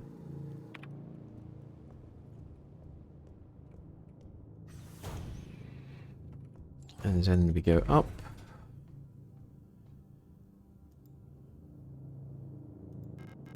Use the identification card, yes.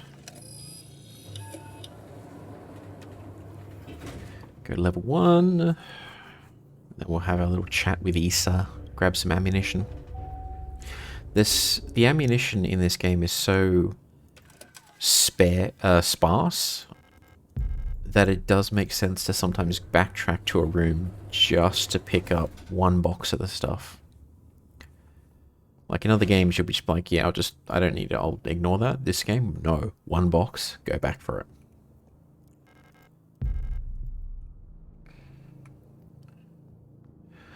So we'll just speed run this dialogue here. It's what we just saw a second ago. Spam, spam, spam, spam, spam.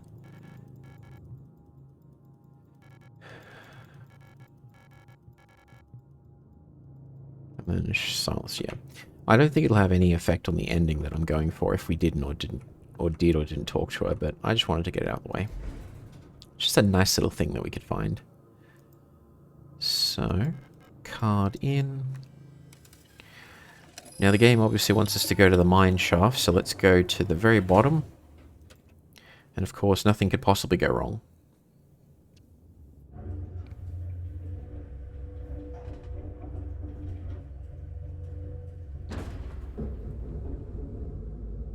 Speak of the devil.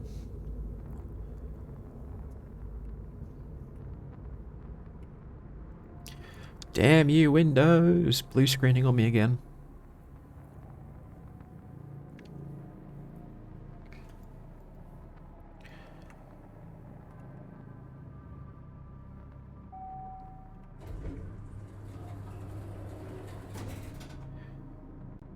There we go. Back on track. You know, I've got to say, they make us use Windows at work, right? So I have a work laptop that's been issued. It basically sits in the office all day. It's plugged in. It's always charging. It is slow, so slow and clunky, I swear to God. Barely open enough browser tabs to do the job they pay me to do. And it's just so annoying. I have to restart the thing like once a day just to keep it running. Whereas my old ThinkPad from 2007 does the same job. No gripes, no complaints, no slowness. Don't need to restart it every other day. Windows 11 is a buggy mess.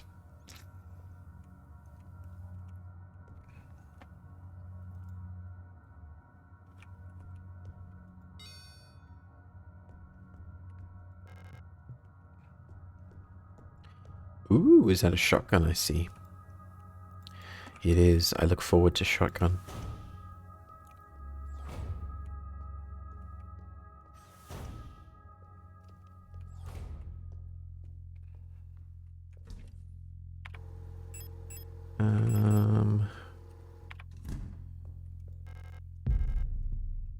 Grab the shoddy. So what we'll do...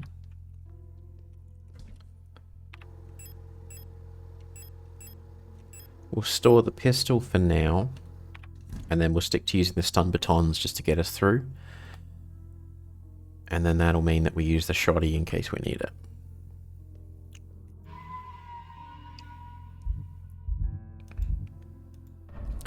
I just want to check something real quick. So let me just get rid of that. Check that.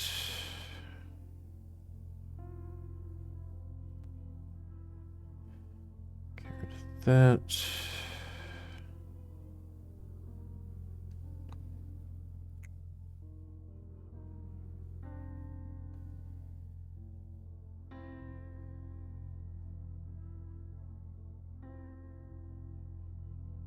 Okay.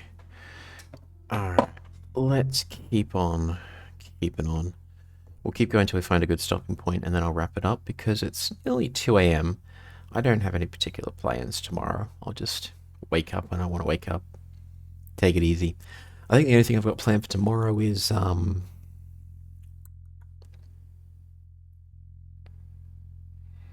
did my grocery shopping tonight. Did the cleaning and the vacuuming, but I'll do that anyways. What else? What else? What else? What else? There was something else I was planning to do this weekend. I've completely forgotten what it is. I can do it anytime, so I'm not particularly worried about sleeping in.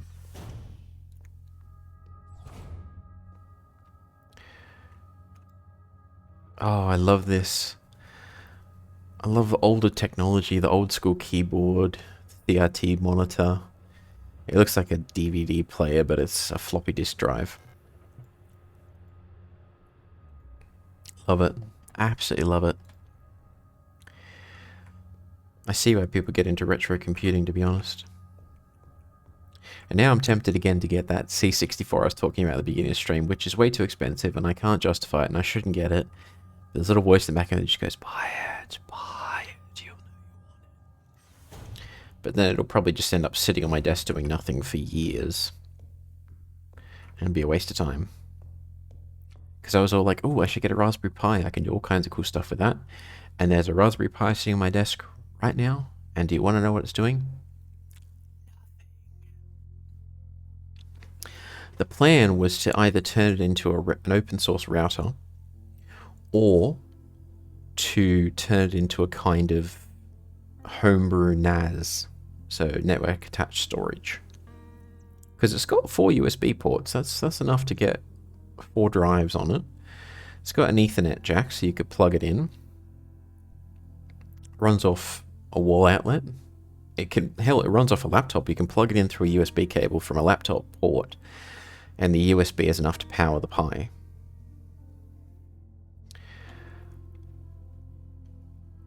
Have 2 of them sitting here doing nothing. Ah, we are 2 peas in a pod in that regard. Because I have a Raspberry Pi 4B, I think it is. One isn't even opened. Aha, I've at least opened mine. So I'm slightly more productive. Sort of. Maybe, if you don't look too hard. But how you doing, Doobie? Just stopping by to say hi. I can't really watch because I want to play this one day. Nah, I totally get it, Putty. Totally get it. Thank you so much for stopping in. Howdy, by the way. Hope you're doing well. I think I've got... Because I know that I have 2 Raspberry Pis. One of them was like a Pi 2, I think it was. Like the really old one. That's just sitting on...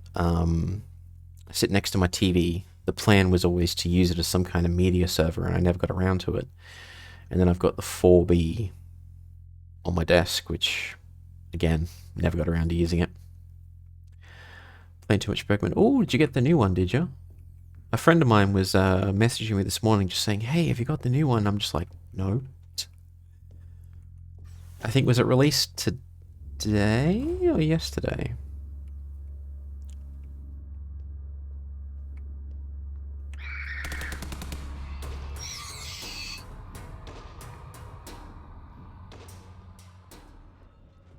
Probably shouldn't have done that, but it is what it is. Had it since Wednesday. Yeah, I'm not sure when it came out, but yeah, a friend of mine messaged me. He's like, have you got it? Have you got it? The 16th was the official release date. Ah, so the 16th. Today is... Yeah, so 2 days ago.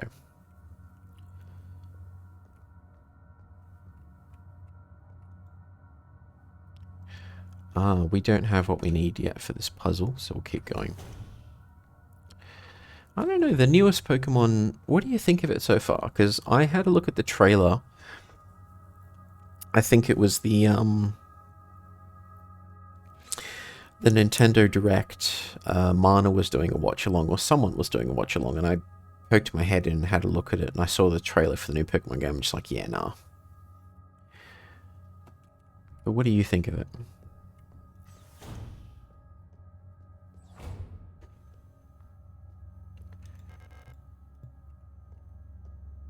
Okay.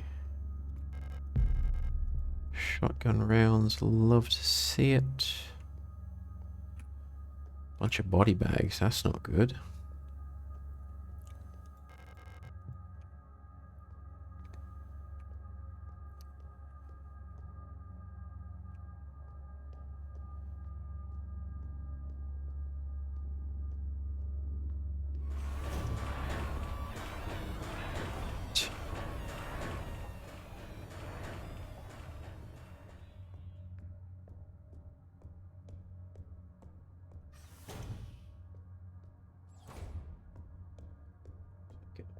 Yeah.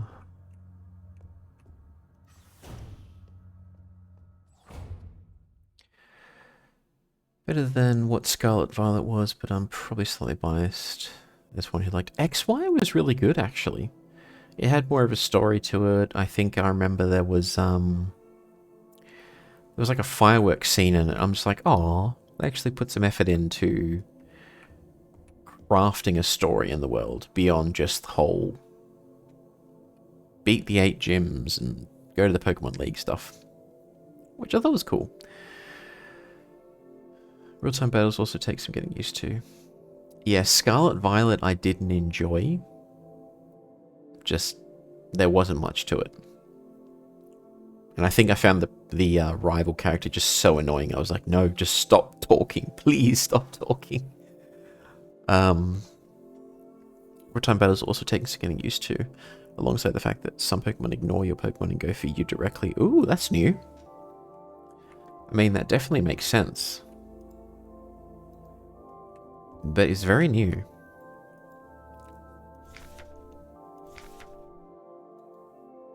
But not new at the same time, because every tutorial, the very first encounter you have is always the professor basically saying, don't go into the tall grass, there's wild Pokemon there, it's dangerous. And then you go into the tall grass, you get attacked, but instead of actually getting hit, you know. I mean, you've played the game, you know how it goes.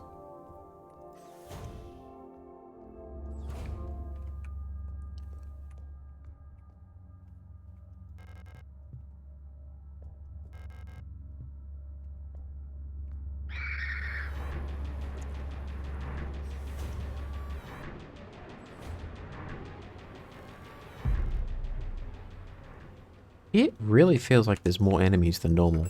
Maybe I'm just crazy. Grab the wrench. Ara. All-purpose repair worker replica.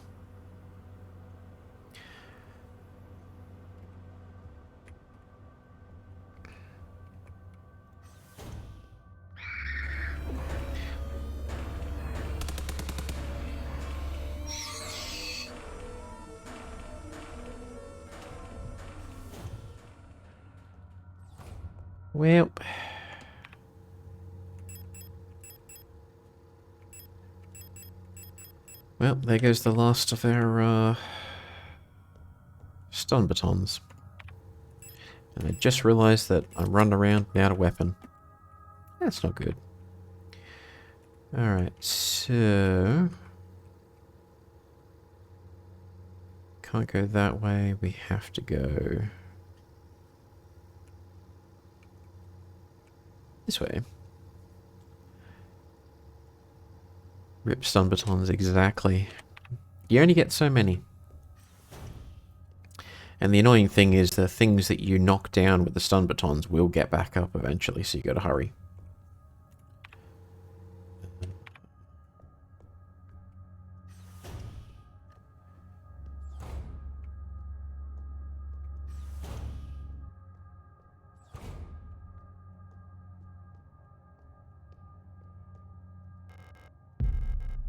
Auto-injector. Replica circulatory stimulant, liquid injection in auto-injector. Extremely potent for replica use only.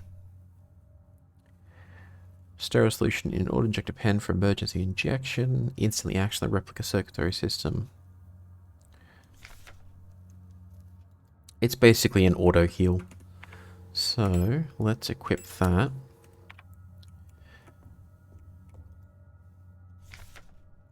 Alina's diary 2. Something is wrong. Nobody will tell me what's happening, but ever since I woke up, everyone has been behaving strangely. The protectors won't let me leave my room and return to work, even though the wound from my fall is already healed. I think there must have been an accident in the mine. I overheard 2 Yules speaking in front of my room that they're running out of staff. I'm worried that something has happened to Elster. I haven't heard from her in a while. I can't just sit around here any longer.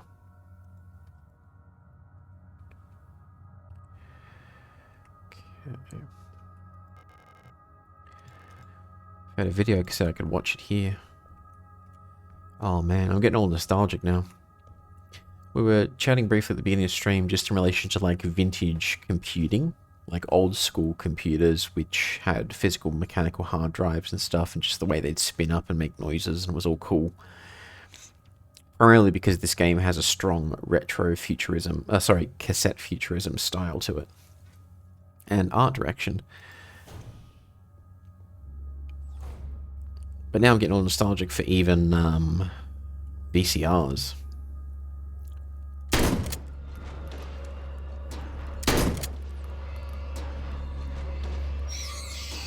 Oh. There we go.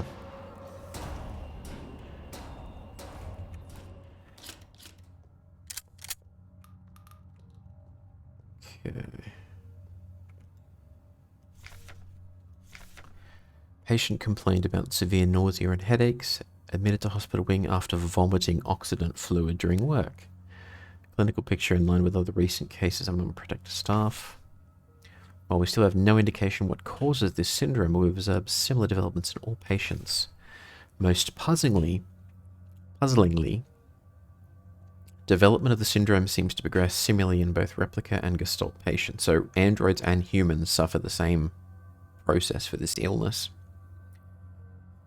Initial admission tests showed hypotension, high fever and dehydration, internal hemorrhaging, strong cognitive decline within the first cycle, alopecia and purpura. So bruises, dehydration, cognitive decline, going bald. Within 5 cycles, skin will begin to peel in large patches, decline of vision quality and ability to communicate may follow. Gestalt patients will usually expire at this stage due to infections, while results for replica patients seem to vary. So the same thing happens to both of them because the replicas are androids, they're able to survive without skin, is what it's saying, versus us poor humans where we are toast when that happens.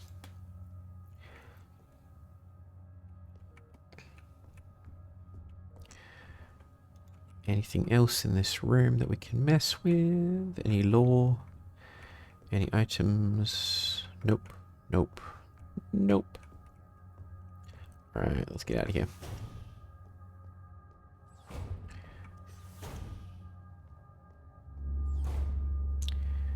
And there's 2 of them. Yeah, it really does seem like there's just more.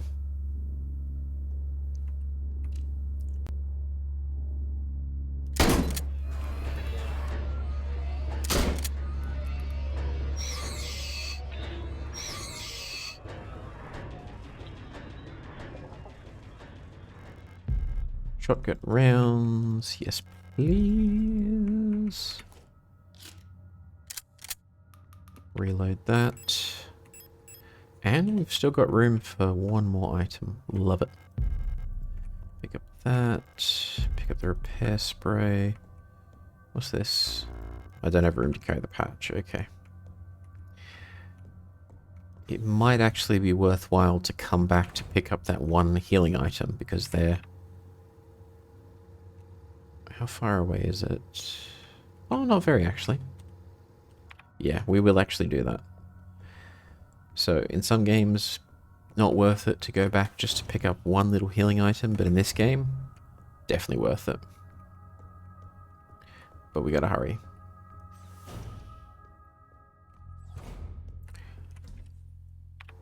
So let's drop off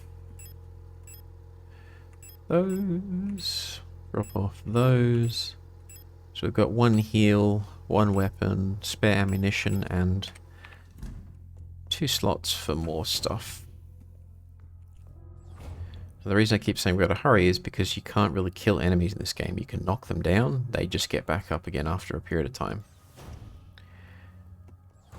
And we do not want to be in here when they start standing up again. Alright, let me just grab this. Oh, there's one. Speak the devil.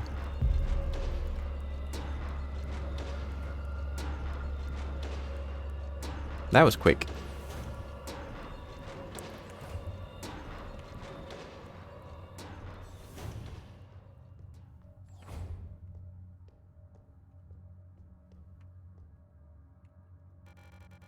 Everyone's turned weird. I'm the only one left, I think. Will I get sick like the others too? I'm scared. I don't want to die. You look kind of familiar. Have we met before? At first, it was only Commander Falk who fell ill. Slowly, everyone started behaving strangely. I'm too scared to go outside. I don't want to become like the others.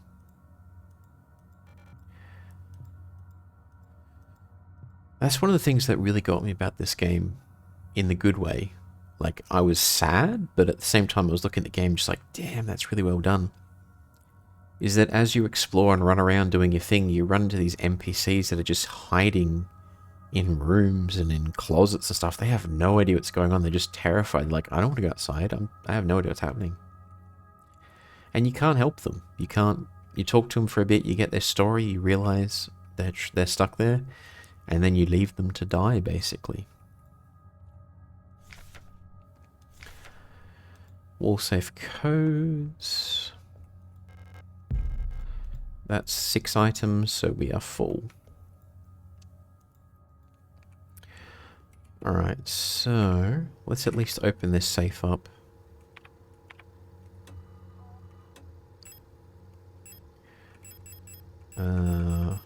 Frequencies. Where is it? Frequencies. That's what we wanted. So the sword is 22300. So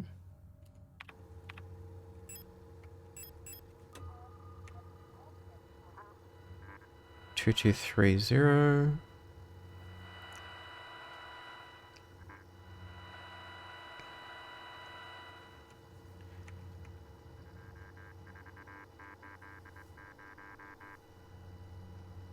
Alright, let me just write this down.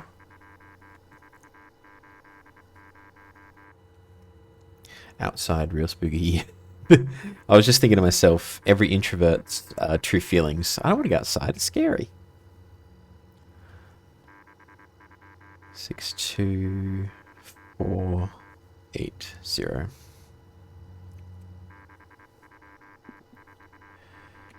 So we can turn that off. Ah, but it's letters, not numbers. But we actually found... Where was it? We found this, which is a cipher converting the numbers to letters. So, this is why having a notebook on your desk makes sense, because you can just literally draw this stuff out instead of trying to think about it. So R, K, E, H, Z, and S. So 62480. So a 6 would be R, 2 would be N, 4, 1, 2, 3, 4 would be H, I think. 8 is a mystery. 0 is E. So RNH unknown, or wildcard, and E. So we'll basically just spam every combination until we get the right one. And as they always say, what you're looking for is always the last place you look, because it's the last place you look.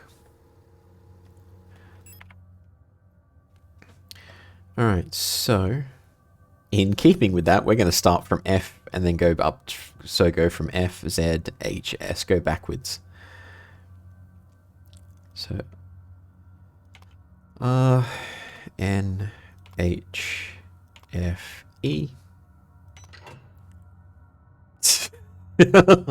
I knew it. And it was the reverse order. So instead of spamming every single one, what if I find it anyways and keep looking? There might be a second one somewhere. That is a valid point, actually. What happens if you just keep going? Alright, we have an eyeball and a card.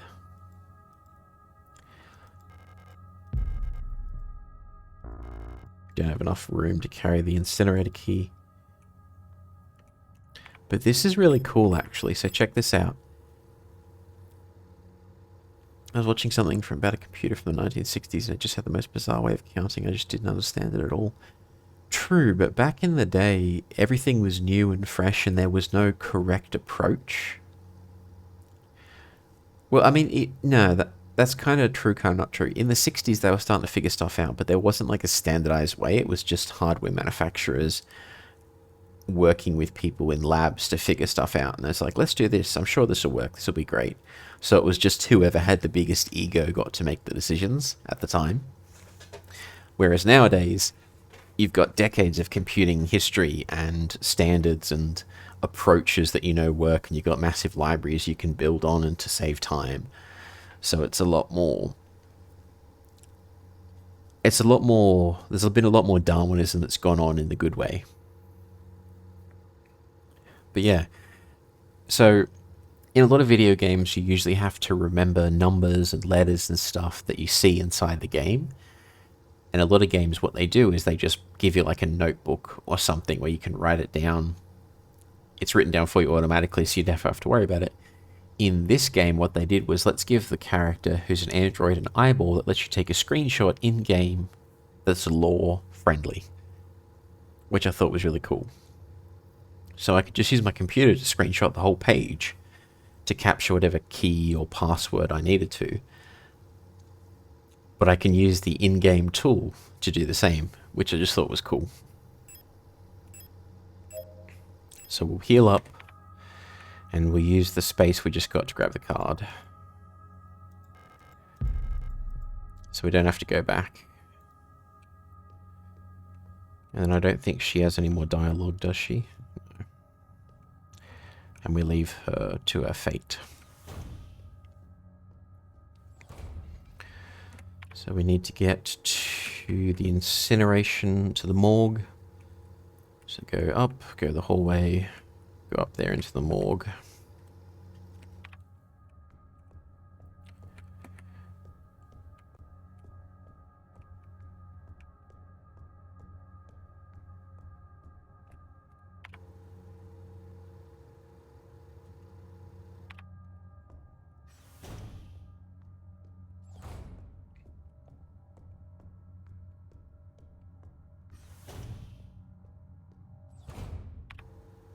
Yep. It's depressing how you just have to leave everyone to their fates. Yeah, I agree. That's the part that gets to me. That hits me in the feels. Is even though they're just a random NPC, there's still the urge to try to help them somehow. And in most other video games, you have some kind of way to do that. But in this game, it's just like, yeah, no, they're just there. You can have a chat to them and you can figure out who they are, but then you have to leave them. And then in the back of my mind, I'm just sort of making up the story of what happens after I close the door on them and leave. Do they just sit there in the dark waiting for the power to go out? Does something come into the room and get them? Do they get sick and turn? And I won't spoil anything now if anyone hasn't seen it, but there's a scene later in the game when we're in the mines, which is just tragic. Like, you actually just... You see a couple of these NPCs talking to themselves, talking to each other. And it's just like, oh, damn, I wish there was something I could do to help. I mean, do I have heals? Can I give you some heals? Can you help? But no, you just have to let them to their fate in the dark all alone. And it's tragic. But it just shows the really fantastic job the developers did with this game, in that me, a jaded, evil person playing a video game, basically look at these characters who are just there for like 5 seconds of screen time, and I'm like, damn, I feel sorry for you. I wish I could help you. Oh. Let's get out of here.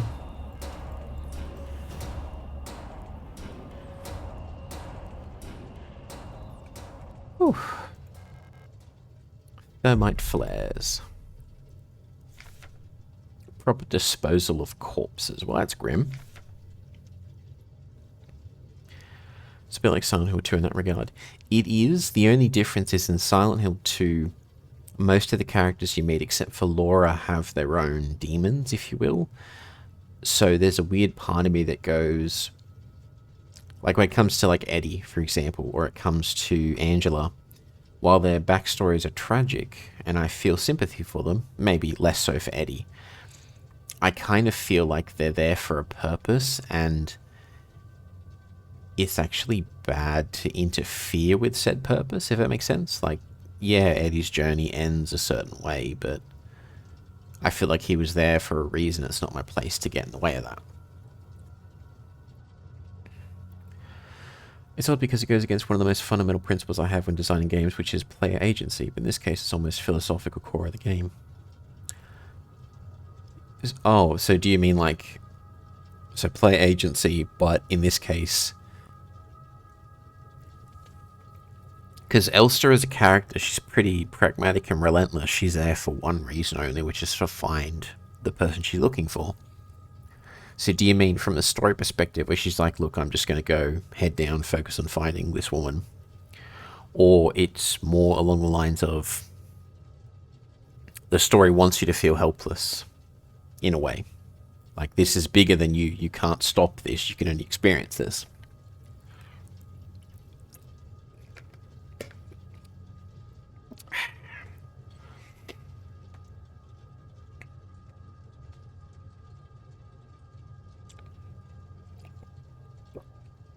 Just had to hydrate real quick. Myers, you've probably already heard, there have been multiple accounts of bodies of decommissioned protectors spontaneously reactivating and acting in an effective manner. Based on November's autopsy report, it seems that all the affected units showed some sort of cancerous growth in their organic components. According to her, unless completely incinerated, this growth may reactivate the replica even after it's been dead for hours. We don't know what causes this, and we're unsure who's affected. We can't keep up with incinerating all the bodies. We're just two incinerators that constantly need recalibrating, so we're improvising. These thermite flares are able to melt through replica armor and burn the organic components from the inside. I've requisitioned more of them, but there was some paperwork missing, so we'll have to wait a bit longer. You got a freaking outbreak. People are dying. Replicas are being destroyed. And they're like, oh, you didn't submit the paperwork. We're not going to provide you the resources you need.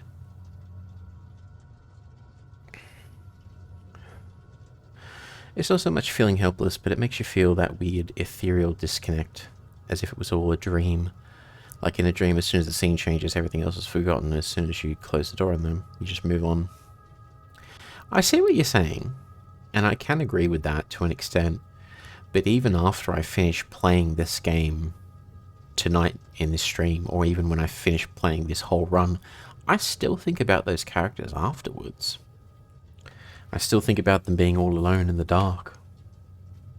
So, I see where you're coming from, and I sort of agree but sort of disagree at the same time.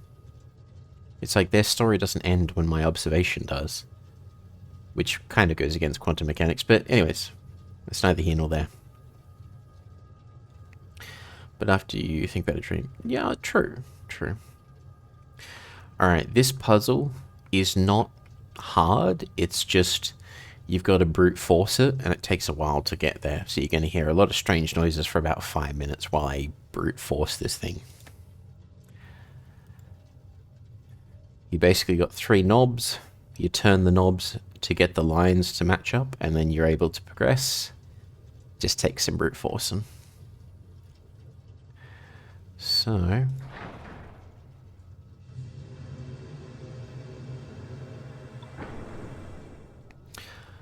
gas needs to come down, CO2 needs to go up, temperature needs to go up, O2 is fine.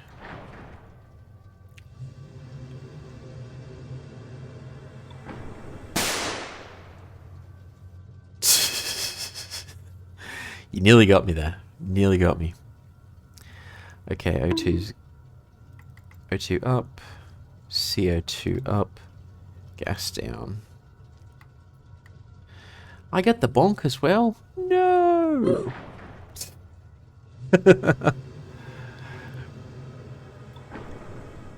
Alright, gas needs to go down, CO2 needs to go up, O2 needs to go up.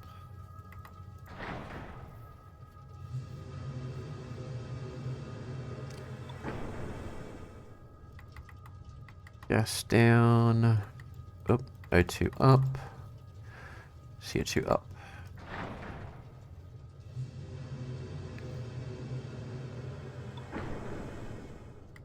CO2 up, gas down, O2 up.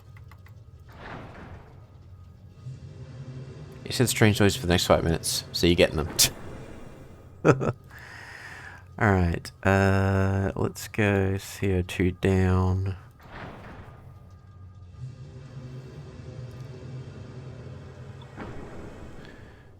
Gas needs to go down, which it can't. O2 needs to go up. Cut the CO2.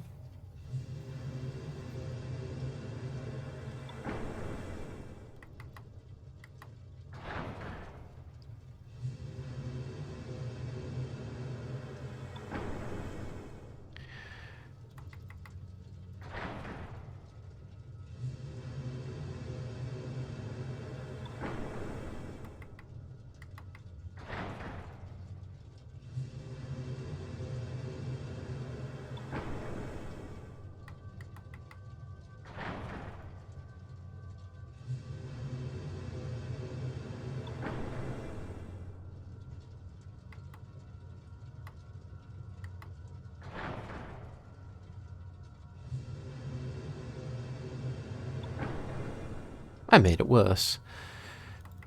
Gas down.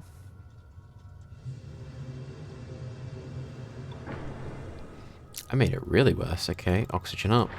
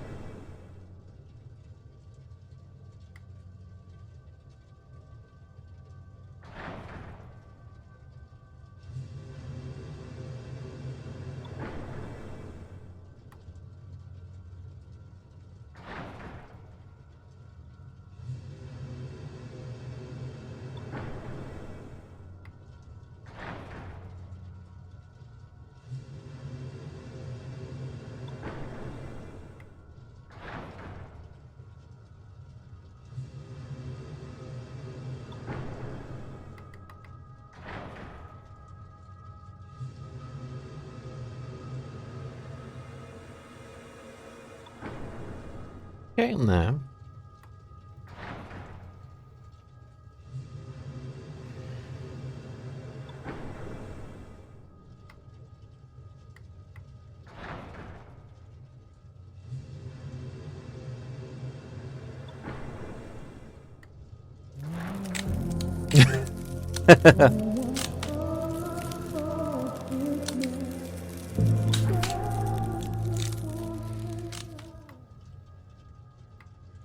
Quite fitting that we're talking about unthawing Mariah Carey whilst in a furnace.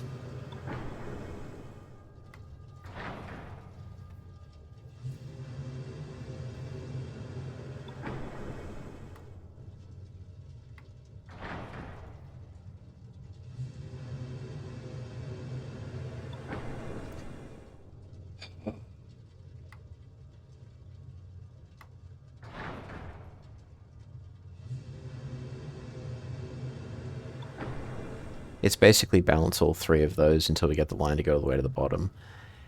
And you need to turn one up, one down, etc. and get the right mix. So I know how to do it. It's just a pain in the ass. Doesn't take me this long normally, though. I'm kind of surprised at myself.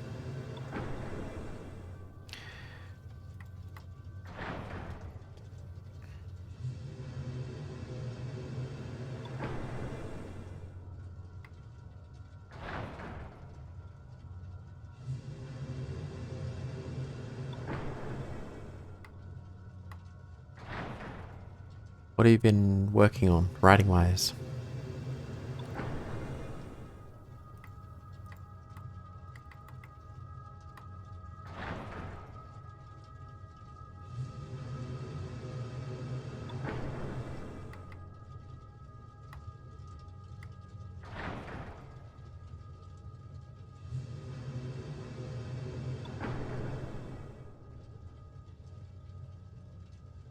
Okay, so the gas needs to go down. CO2 needs to go down.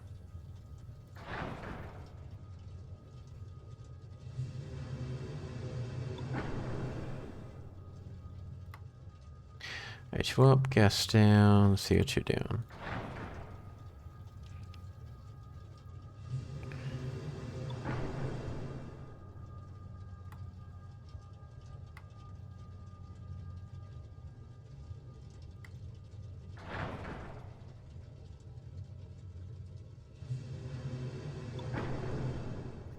Made it worse.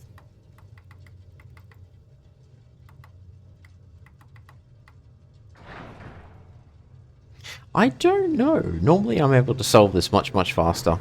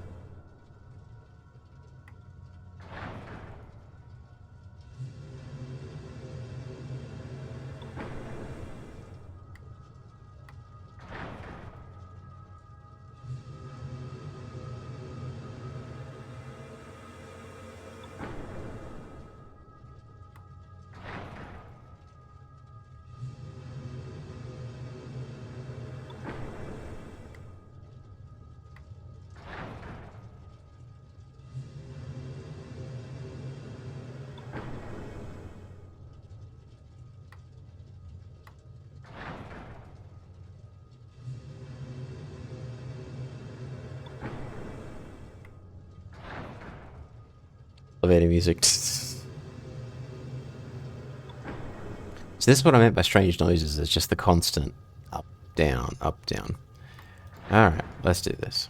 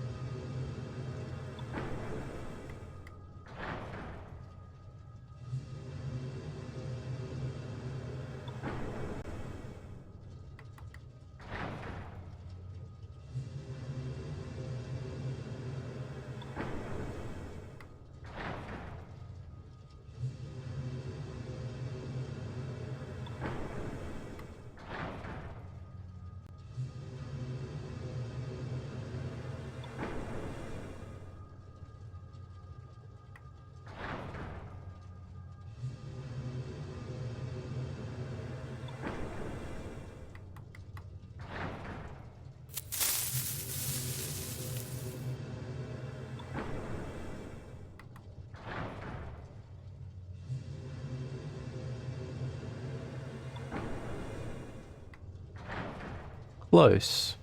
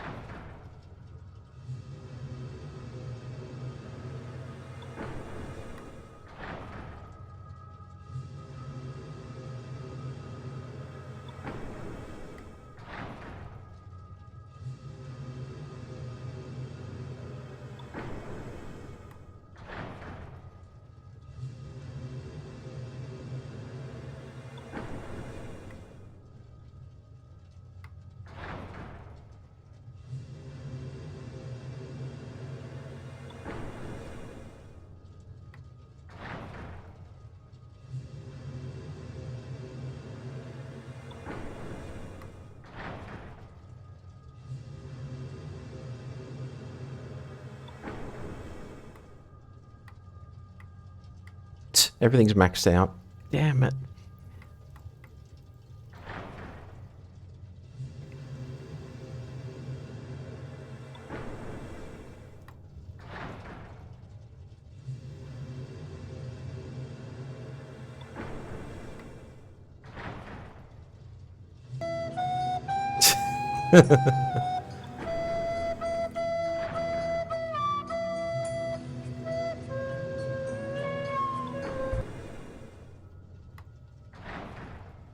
Story of my life. Close, but no cigar. Come on. I've never taken this long to solve this puzzle, ever. Even the first time I played this damn game. How am I this bad? I feel like tonight something's just not right.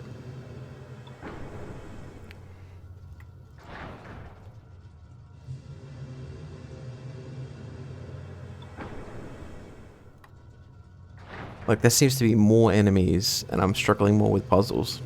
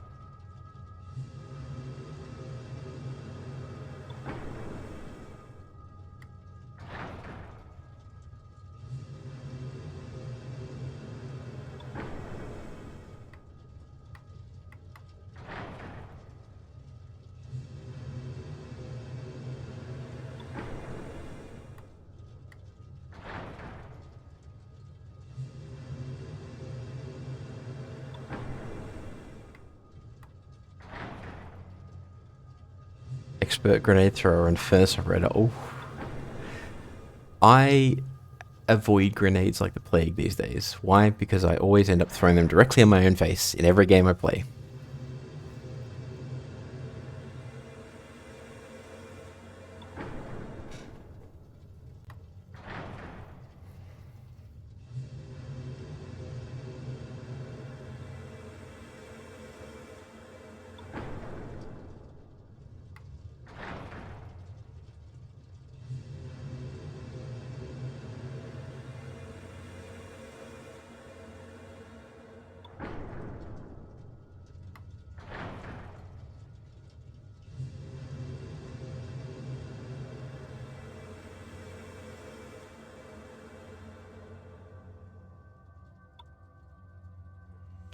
Oh. That took like 10 minutes more. Usually it takes 5. Holy crappenstein.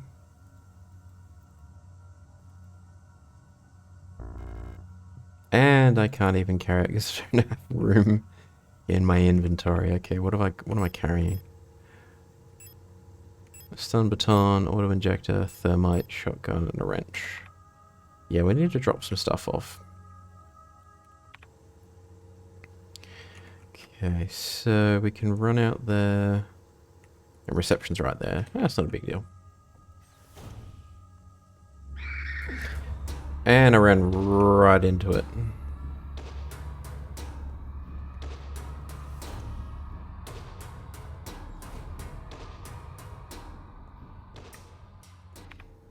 Okay. Examination room, which we don't have. Just remember that one time you threw a grenade in Half-Life and immediately bounced back and triggered your feet and you just panned down the stairs and went for about 8 seconds before it exploded. It needs some complex math equations flying around the overlay or something. Just use your shoes to hold it. Story of my life. I mean, I managed to get killed by a door in Half-Life 1, so, you know, I definitely have the skills. So we'll keep the thermite, we'll keep the shotgun, some spare ammunition, we'll keep that.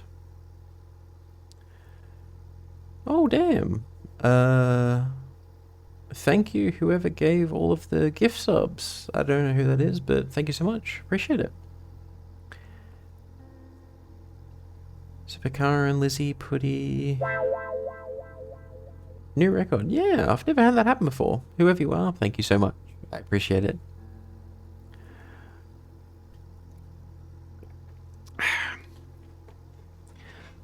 Maybe I need to talk about my Half-Life shenanigans more.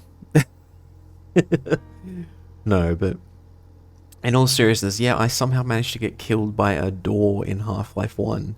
I don't know if it's a bug or if it's intentional, but if you stand against the wall and you open a door towards you, the door can squish you and kill you.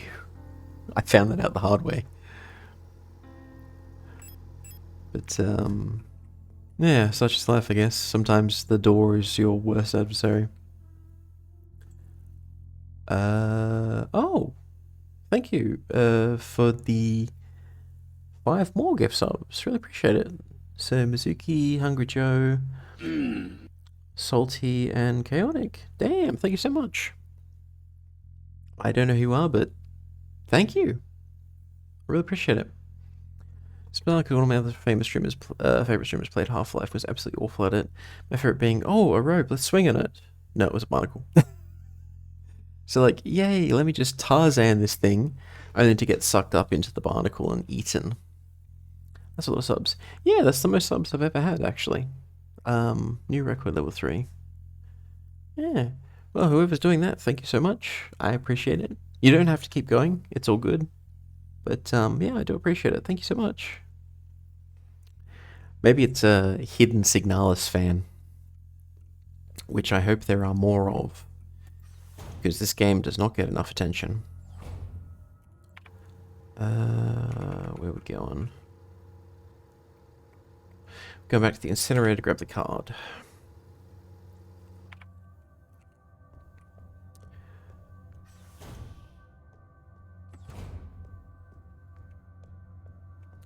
Okay.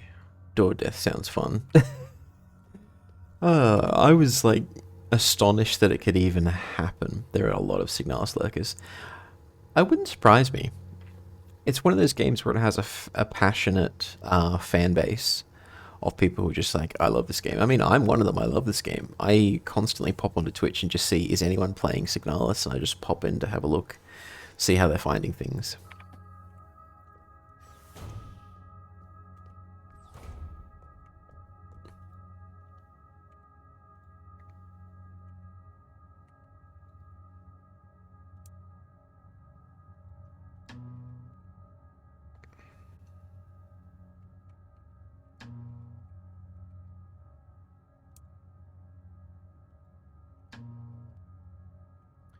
Brains.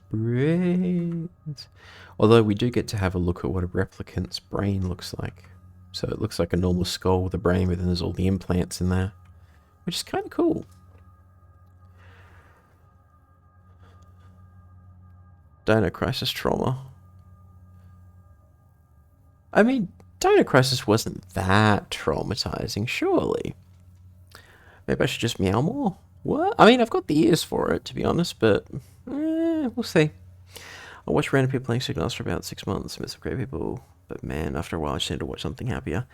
I get the I get where you're coming from, because there are times where I have to pop into something like Genshin or Wuwa, which are these little gacha games with colourful waifus and stuff. Nice music in Wuwa, by the way. And sometimes I need to pop in there as well and just have a look. Because, yeah, it's a bit of a palate cleanser from something like Silent Hill or some of the Resident Evils, and they get a bit dark. Hey, Sandstorm. Hey, Lamo. How you guys doing? Hope you're all doing well. How you doing, Apocalypse? Or Sandstorm, I should say. Ah, this is what we want. And I always manage to screw this up, so let me just...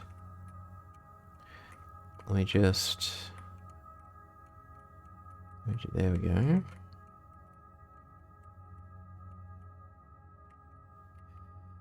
Doing good on a break at work. Oh, well, hopefully you have a good day at work. Hopefully it's not too stressful. But yeah, thanks for popping in on your break. I appreciate it. Let's see, I'm just gonna sketch this in my notebook so I don't forget it. The game has kindly provided me a tool to screenshot things to mean that I don't have to do this, but I'm gonna do it anyways. Because I'm old school. The key thing is, you know, like with a SIM card, they have that little notch on the edge. You have to do the same thing. So if we go 1, 2, 3, 1, 2, 3, 1, 2, 3, 2, 3, and then 1, 2, 3, and then it's and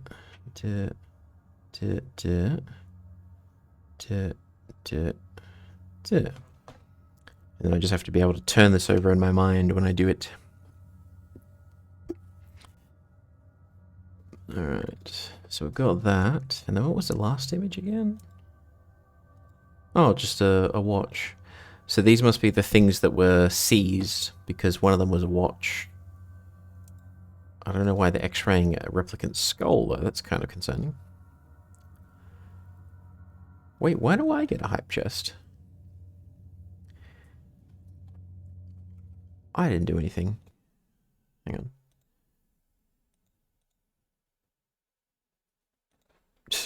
I don't even know how Twitch works anymore. It's just like, you get a thing, and you get a thing. I'm like, why do I get a thing? I didn't do anything, I'm just here. I am confusion. But in any case, whoever dropped the random subs, thank you so much. I appreciate it.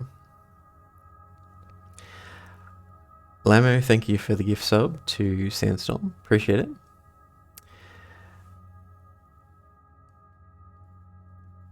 Stream always gets the emote. Ah, I didn't know that. Oh. Well, in any case, I appreciate it. Thank you so much. What are we looking for? We need to get back to the morgue. And grab that key, which is right here.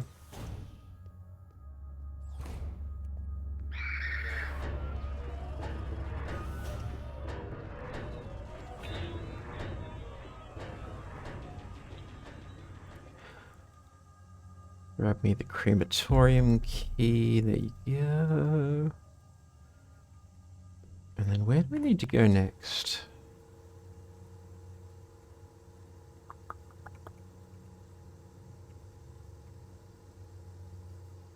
Have we missed a...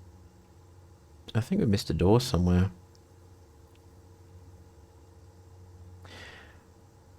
I think I've missed a door somewhere. That's what I've done. Actually, let me just check down here. The waiting room, yeah. Okay. So we've done the nurse station. So we just need to get down to this waiting room thing.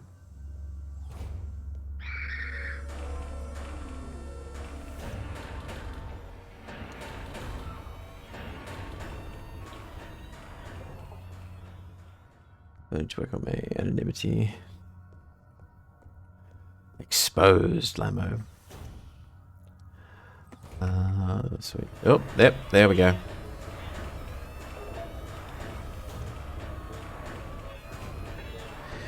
Yeah, so all of the enemies in this game, they don't stay dead. They all get back up in the end.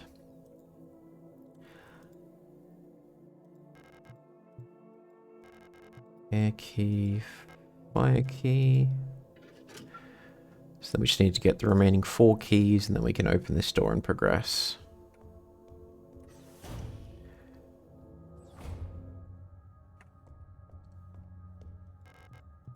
Don't have the pump room key. Have I checked? No, I didn't check this one. That's what I missed. Pump room key, there you go.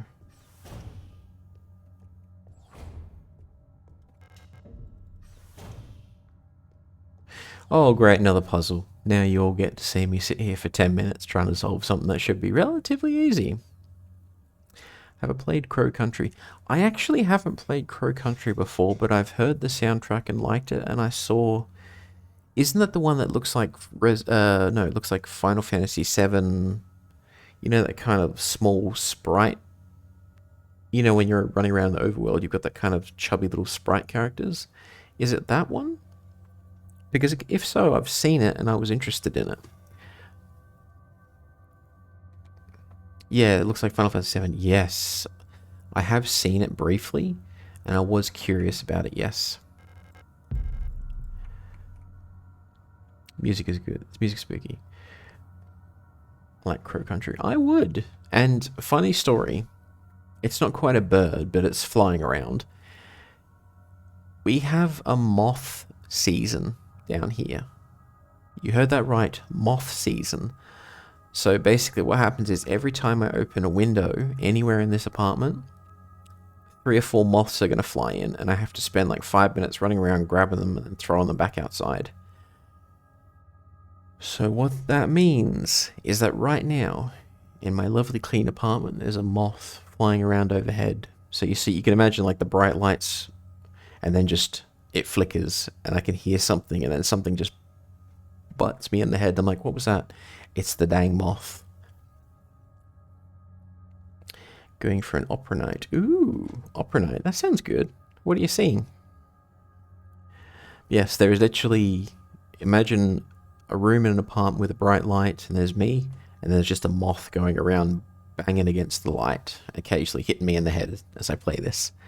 It does make for some interesting jump scares that you can't quite see. Moth season? Yeah, we get moths. Some people get tornado season, some people get hurricane season. We get moth season.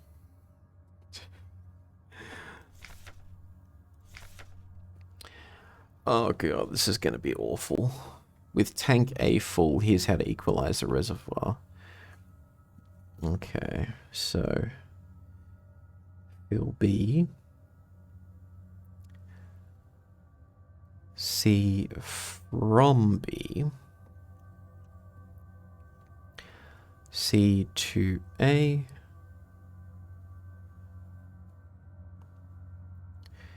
B to C.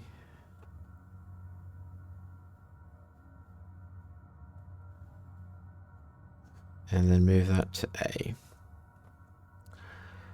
Alright, let's see if I can pull this off and redeem myself for my awful performance with that last puzzle.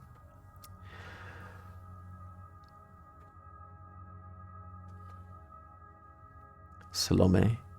Go get back to cleaning.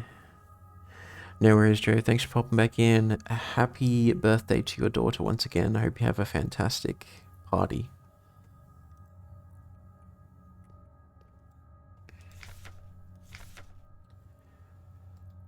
Okay, so we've got to do this. It should be simple, this puzzle.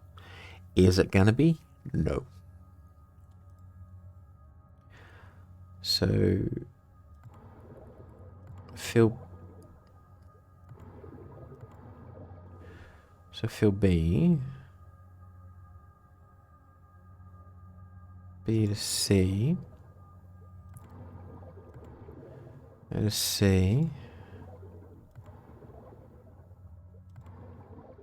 Yeah, I've already screwed it up. That didn't take long. Oh dear.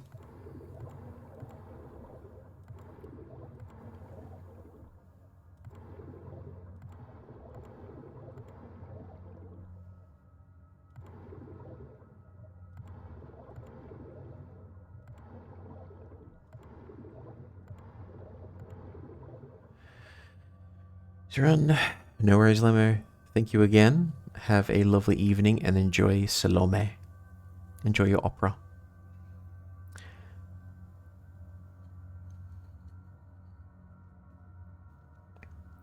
Alright, so fill B. B is filled. And then go C. Oh, no. So then go C to, hang on. Fill B. And then go from C to,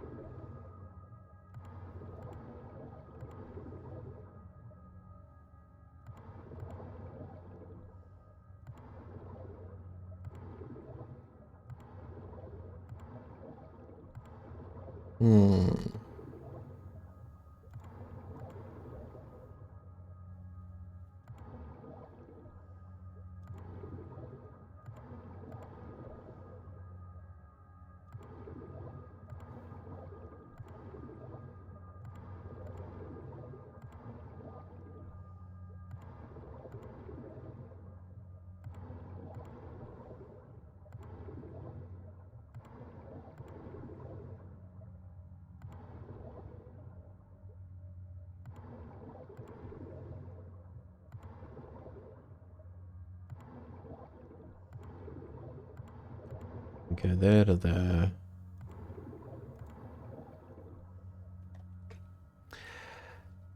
It's quite the expensive game. Look, what are your thoughts on it?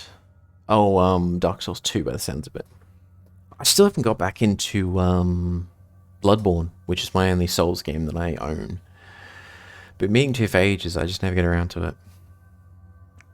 Alright. Oh, hang on.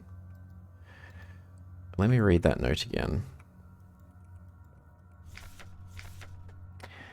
Fill B. Fill C from B. I've probably just written this down wrong. Bloodborne's still my favorite. Yeah, I mean, Bloodborne has that gothic aesthetic, eldritch horror. It's pretty much the perfect Souls game for me to try, considering that I'm not good at Souls game, but I do love the gothic sort of horror and the eldritch abomination sort of a deal. Okay, so B.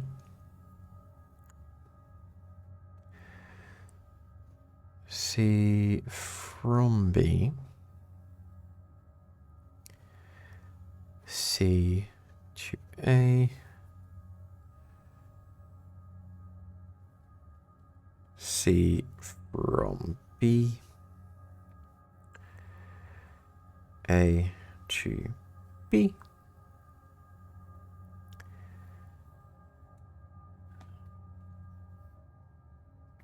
And then finally,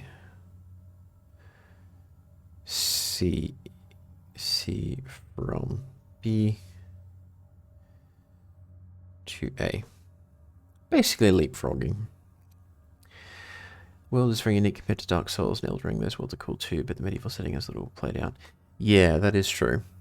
I just like the fact that you get guns in Bloodborne. I think I like the look of Elden Ring, and I would like to try it one day, but I'd probably wait until the day where I get a better PC. Well, not a better PC, just upgrade my CPU, because that's the weak point of my machine at the moment. Okay, so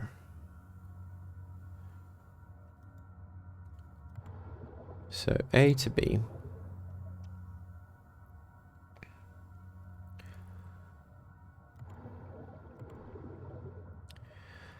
C, no.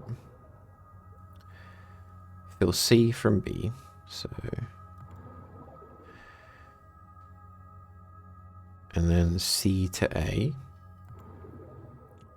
Well, no. And then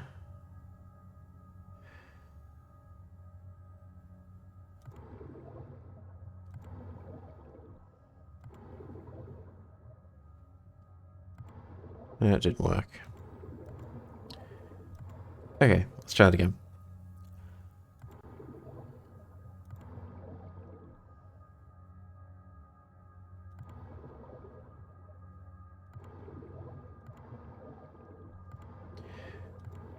Okay, so A to B. B to C. C to A. B to C.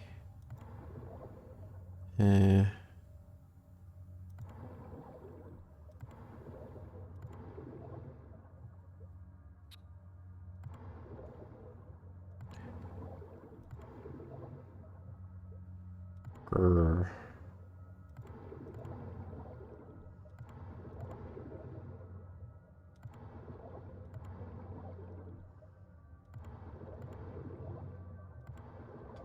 Huh.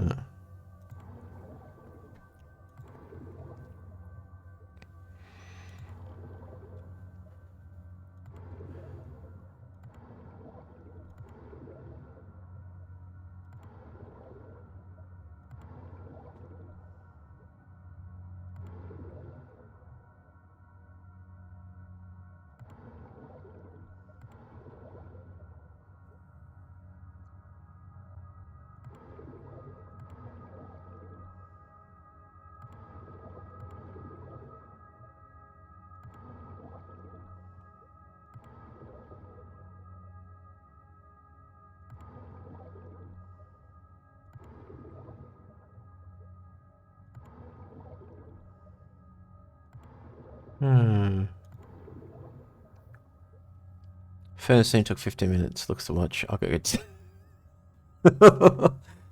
I think you could probably catch a movie in the time that it would take me to freaking figure this out. And the ironic thing is, I have the instructions written down and in the game to solve this, and I'm looking at the instructions, and I'm still screwing it up.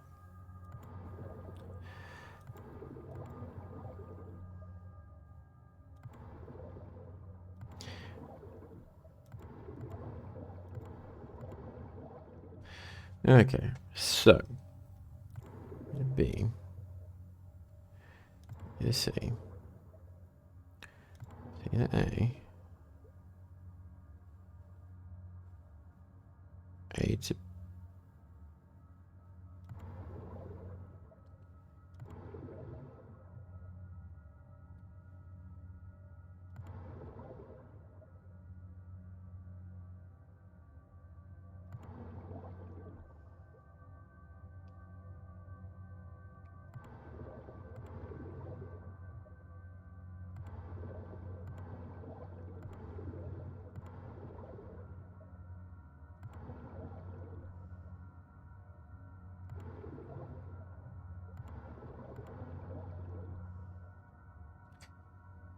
We all get days like that. It's rough.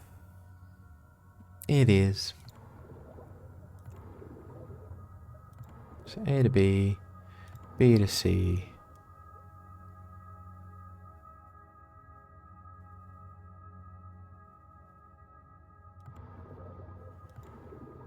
B.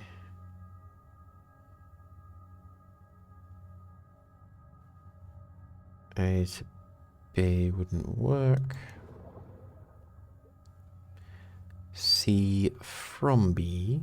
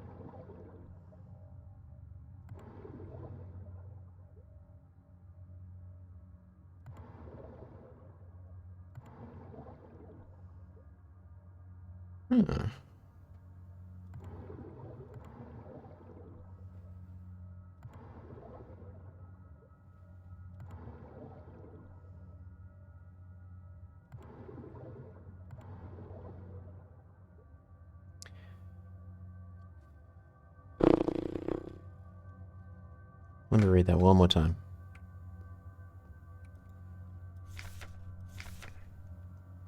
Fuel tank B.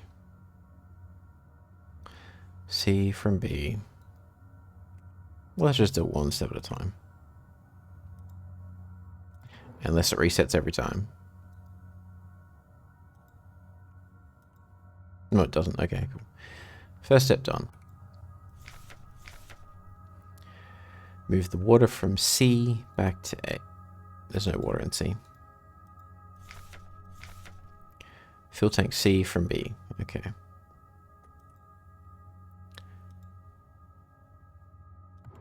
B to C. Okay, there we go.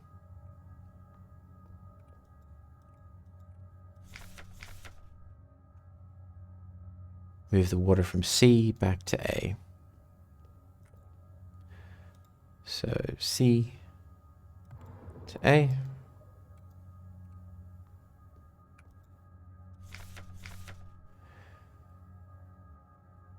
C again from B.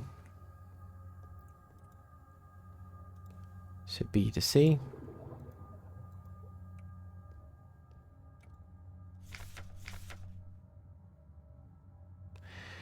Refill B from A. So A to B.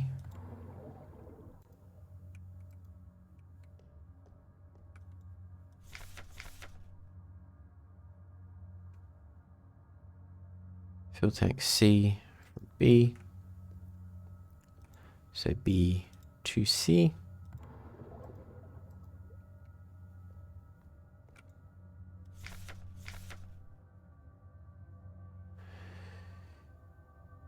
Fuel tank C from B. Move back to A.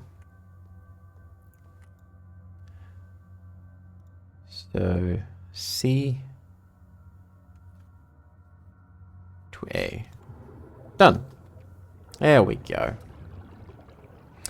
Problem solved. And it didn't take 15 minutes this time. It only took 7.5. Alright, there we go.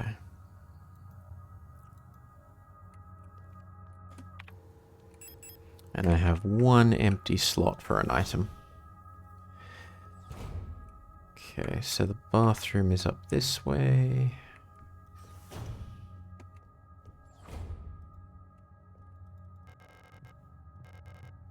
She looks strangely peaceful. She died in a bathroom. Poor thing.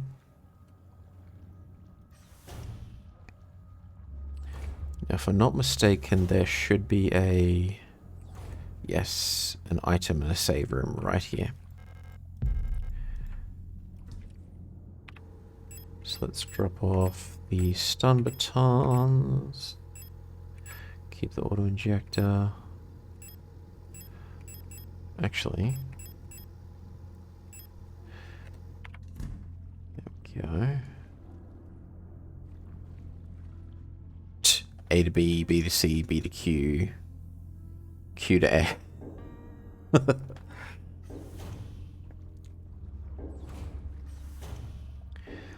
just finish looting this place real quick. Got the water key. Happy days.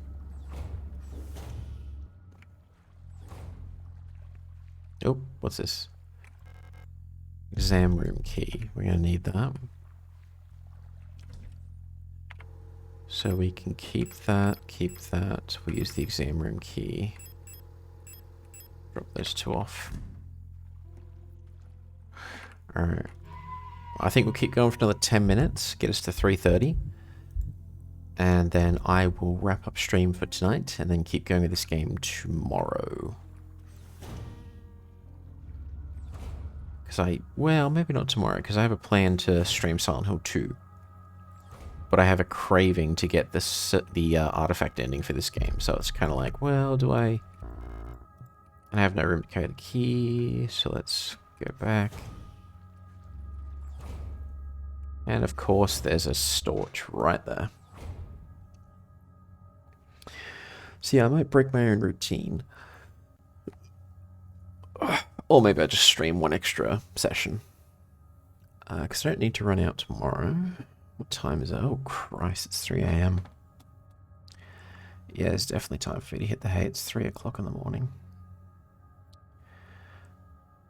I mean, in a way, I did plan to stay up all night, so that makes sense.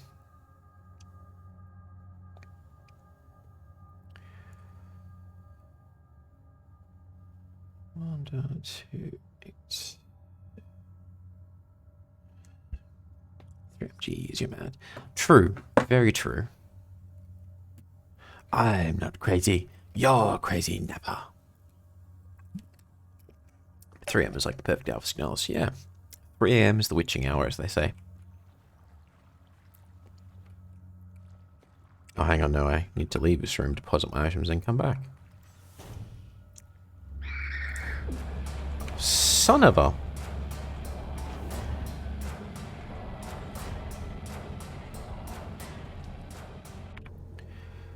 Alright, so we'll deposit that. We'll take a stun baton. We will equip said stun baton. Deal with the storch outside. Where is she? Come here, you.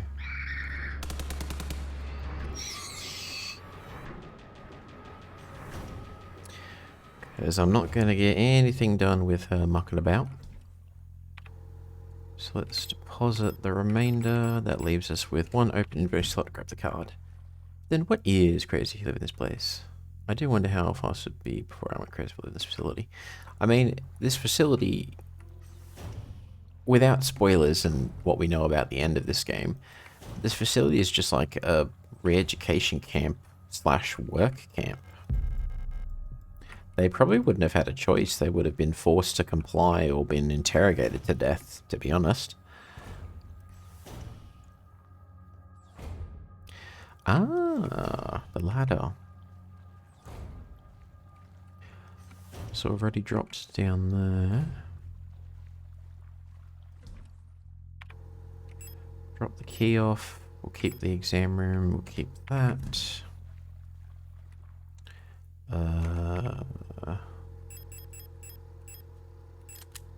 Equip our heals. And then what we need to do... So we're taking you out.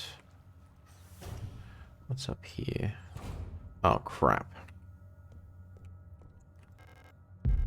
Video cassette.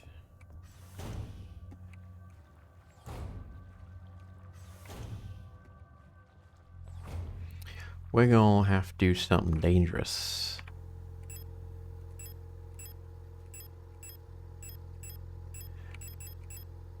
We're gonna have to go out empty-handed, no weapons, no nothing.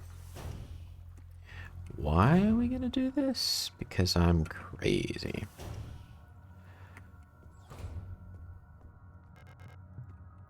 Or more like I want to get all the items in here and never have to come back.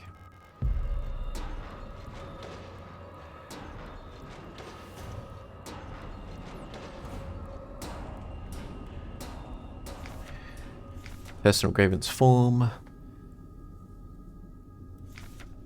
Elf keeps using my wrench and misplacing a 10mm socket. I've been reprimanded for not repairing the fan and the vent at the lower level, but I can't remove the vent cover without a 10mm wrench socket. I know she's doing it on purpose. These androids, I swear. We have the handle, but not the 10mm socket, so we can't do anything there. Grab those and make a run for it.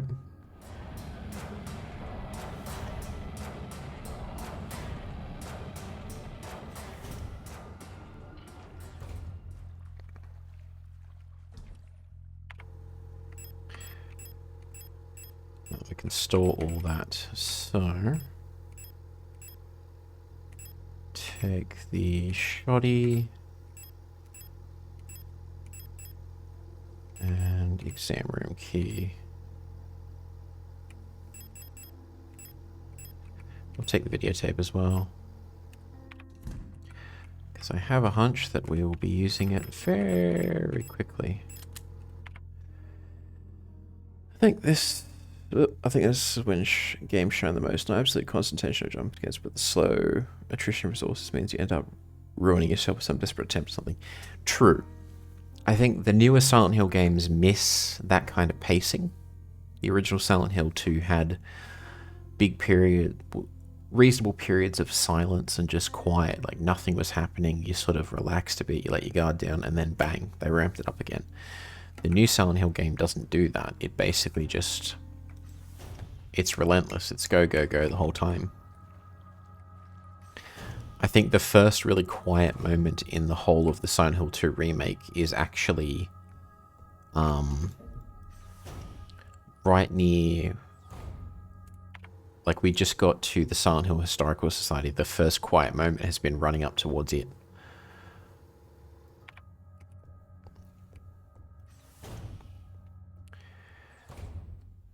Did I bring one of the... no, I didn't.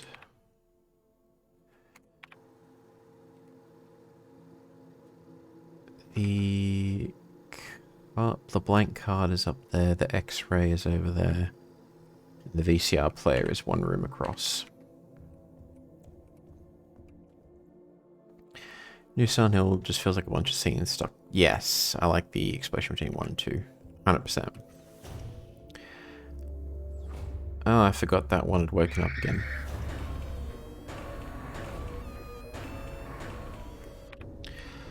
And we need to get...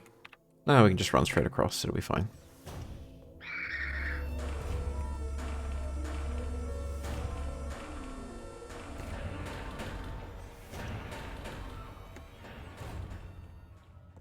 Okay.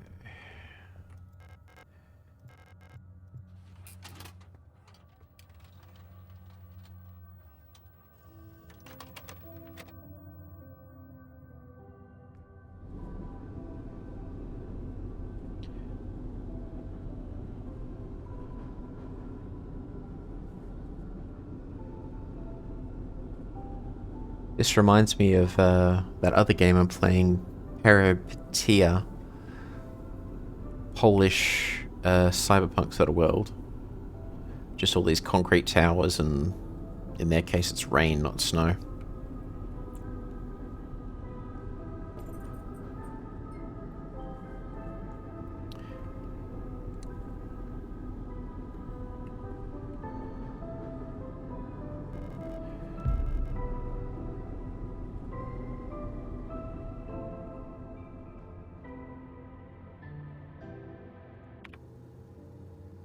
So we've got that. So we can basically run straight across.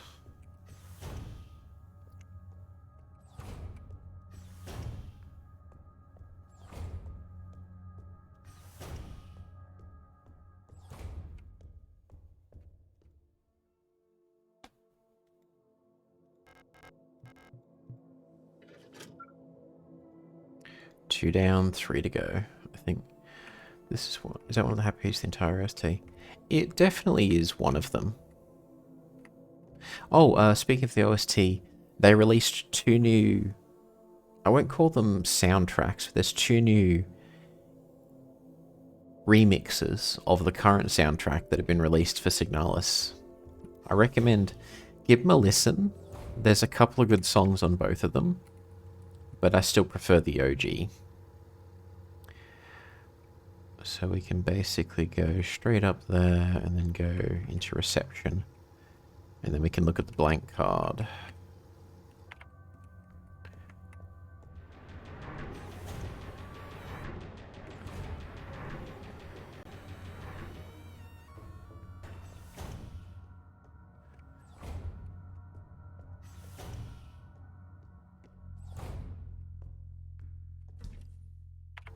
And then we want...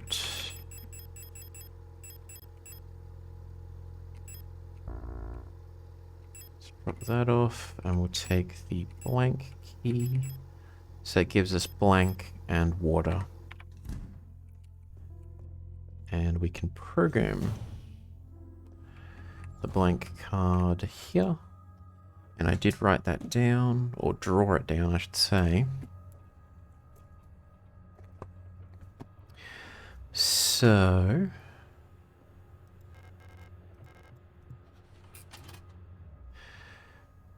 alright. So the key thing is where the, that little notch is.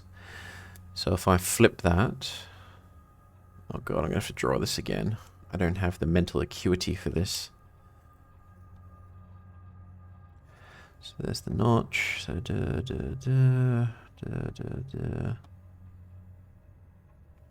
3, 4, 4, 4, 5, 5, 5. So it'll be da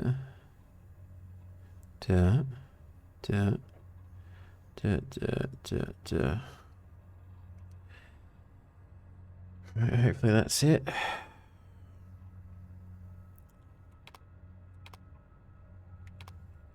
So it would be...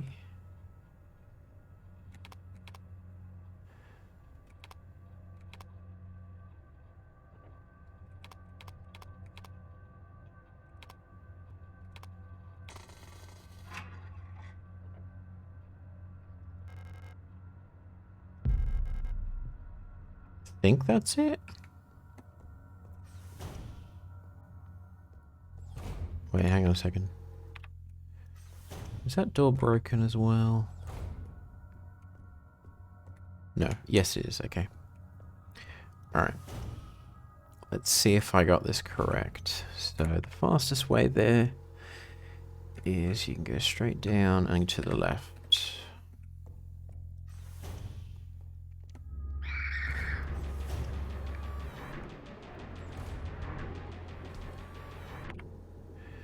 You know what?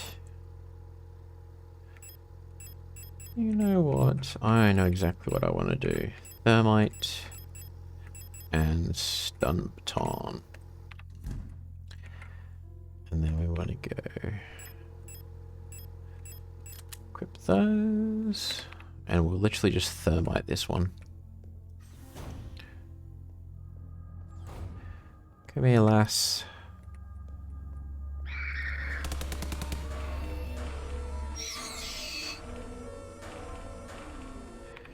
And then thermite.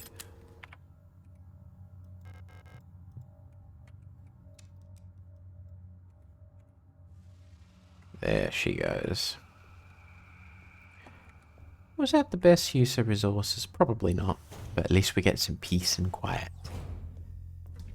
Alright, let's drop off the thermite. Drop off the stun prods. We want 2 keys. There we go. Where's the exam room? I think it's right next to us, actually.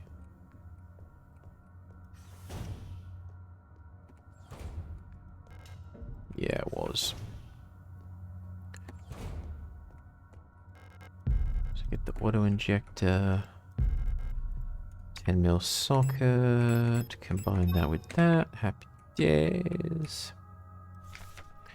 Quick curing construction foam. Since the Russian plan has changed again, we're short on quick curing repair spray. Try saying that 3 times fast. Hey, Kelly. How you doing? Thank you for the hydrate. We're drinking water and something called Perky tonight. Non-alcoholic. But how you doing?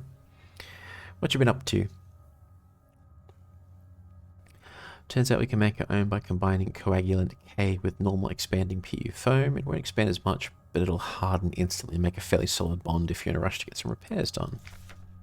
You can use normal replica repair patches since they're pretty easy to source of coagulant K and just combine them with repair sprays. In other words, you can take 2 healing items and stick them together and buff them. Oh, are you doing your cooking stream, Kelly? I saw you post about it on Twitter. Or are you just cooking just for the sake of making food and, you know, living?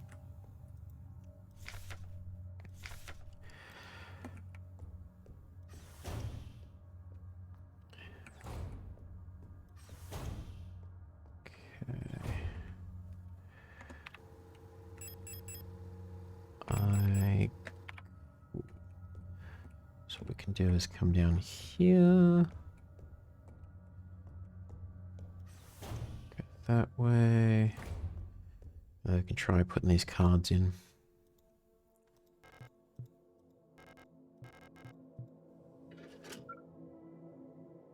Posted the results and everything. Still gonna make the rest of these. Ah, gotcha. Valeris, hey, how you doing? I am loving Signalis. And I got the wrong one. Bugger. I'm gonna have to redo that pattern. Ugh. I knew I wrote it down wrong. But yeah, I am a big Signalis fan. I'm going for the artifact ending this time around.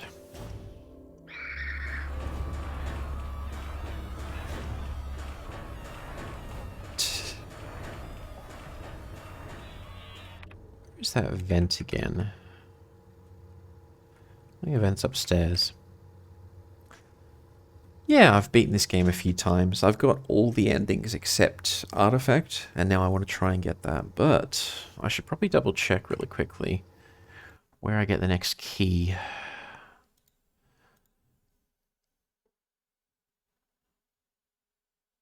And what's that one?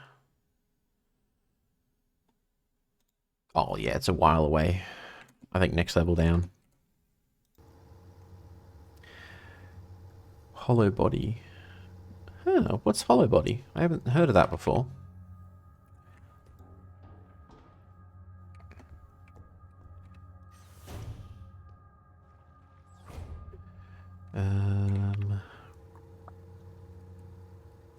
Vent room, that's what we're after.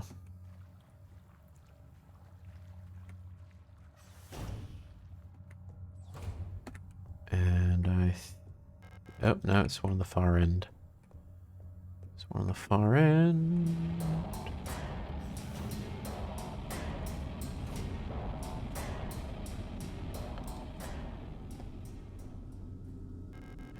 There's a key card lying in the vent. Oh no, what do we do? I know what we do.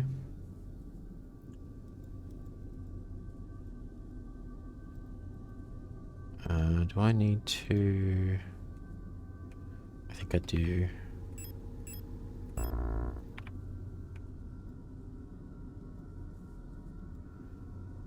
Okay.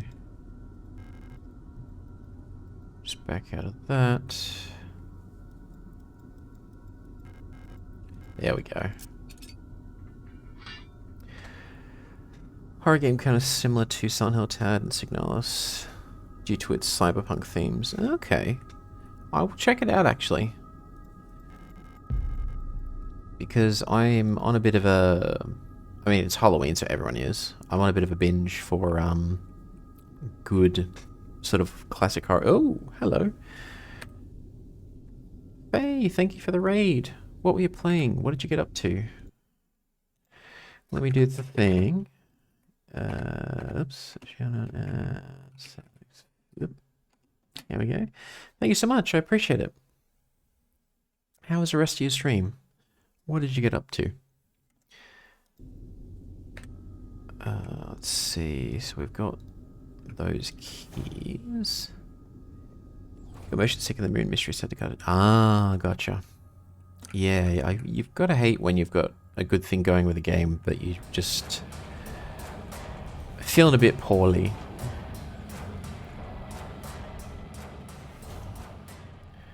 I will see you at the horror specialist, as the horror specialist. No, good, Kelly, don't worry about it. I do... See, I was having this discussion with a friend, an IRL friend of mine a while ago. And, basically he was asking, like, oh, what's your favorite game? What's this? What's your favorite movie? And as I was just answering his questions, it turned out a lot of it was all horror related. And I sort of resisted at first. I'm like, I'm sure it's not all horror. And then we went through the list and it's all horror, sci-fi, fantasy, horror, sci-fi. I guess I just have a penchant for the darker side of humanity, as it were. Makes more sense to me. It was very interesting. I didn't expect the pew-pews, but the game is super cool looking for sci-fi. Moon Mystery. I'll have to check it out. I'm now curious. I'm getting alert to calm my stomach. No worries, Faye. Thank you so much for the raid. Hopefully you start feeling better sooner rather than later. I appreciate the raid. And, yeah, thank you so much. I hope you have a lovely rest of your day. And happy weekend, by the way. So we've gone through all of those. We didn't check the door at the end, but that's fine. We don't need to. Raiders, I need to wake up a lot better. Need to get to it. Fair enough.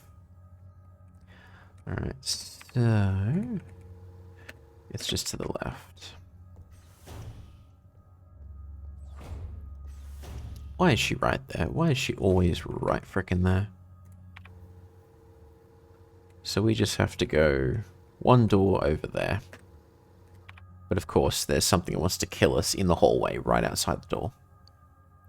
Now, it can't actually get into this room where we are because it doesn't know how to open doors, but...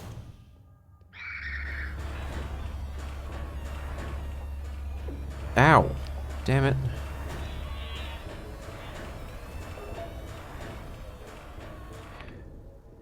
And I don't have my healing item equipped. Wonderful.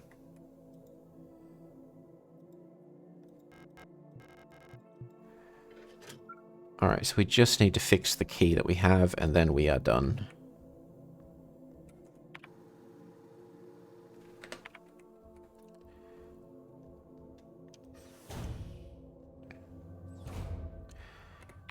Okay, so... the X-ray is to our right. Alright, let's do that. Hang on. No, we're gonna go up one.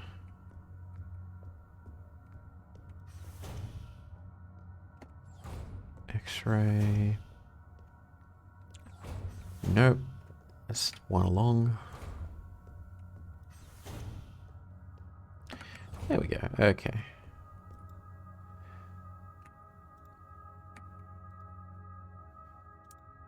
That's what we wanted. So what we need to do is we need to position the card a certain way to make it easier for me to draw it. So then we put the little... there you go. Yep. So, let's try this again. So it's the square with the edge cut off. And then it's 1, 2, 3, 1, 2, 3, 1, 2, 3, 1, 2, 3, 1, 2, 3. I'm just drawing this in a notebook, by the way. So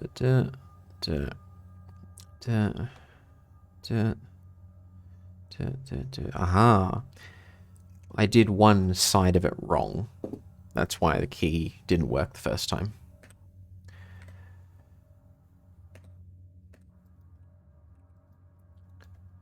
I'm actually getting to now. This is not a comedy puzzle solving. Okay.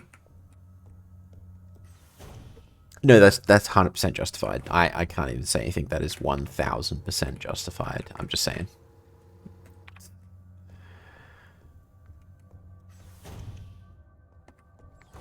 Okay, let's get up here.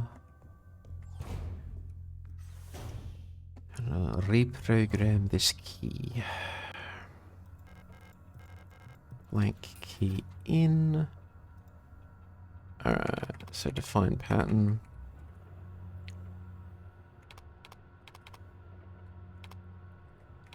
Okay, so it is there, there.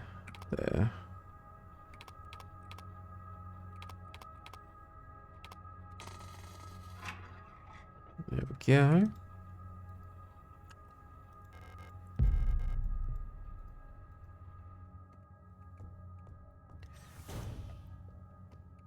Okay.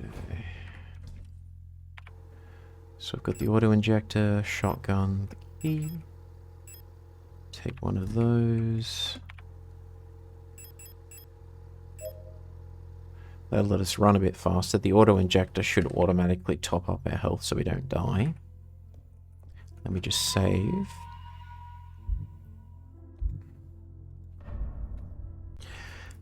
I'm pretty sure that we don't have to do anything else on this level to get the second key that I'm looking for.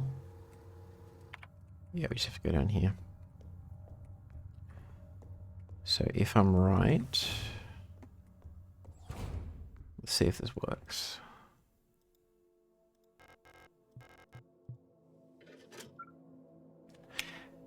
Oh, ye of little faith. Puzzle solved correctly. Totally didn't botch the previous two puzzles, and I totally didn't botch this the first time I did it. But we got it. Oh, damn, you know the game is messing with you when it gives you a save room plus ammunition. Stuff's about to get real.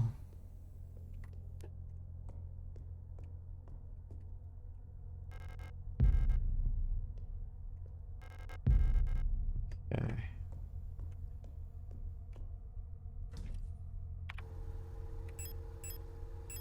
Save the auto injector, so the shotgun. Take the pistol, take one of those.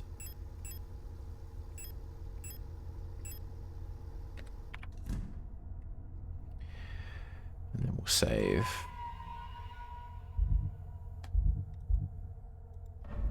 And I think that is the perfect point to end the stream on, is we have to jump down the hole and see what happens next. But for now, I think it is basically 4 AM. It's time for me to grab a little bit of sleep. So let me just quit out of this. We'll see if we can find someone to raid out to. And then I'm going to grab some shut-eye.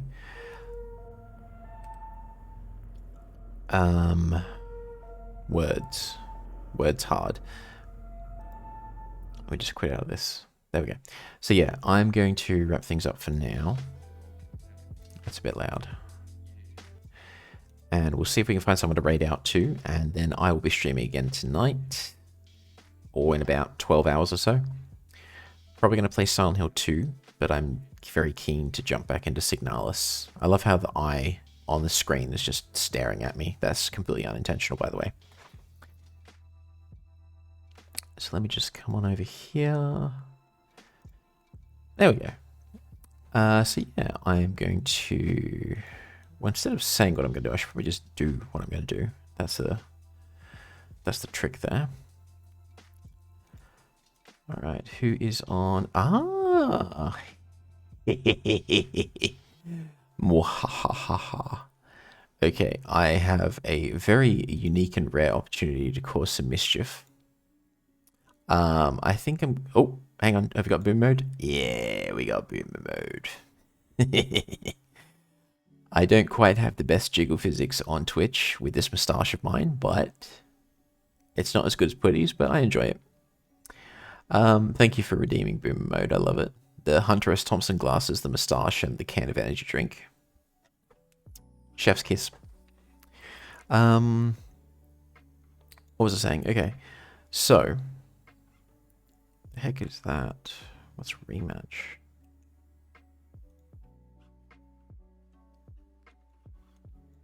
Oh, sports game. No thanks. Ugh. What is she up to?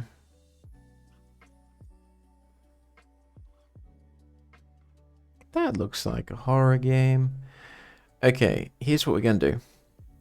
We're going to raid out into someone who is, I think, playing some kind of horror game and just cause some mischief. I'm then going to grab some sleep.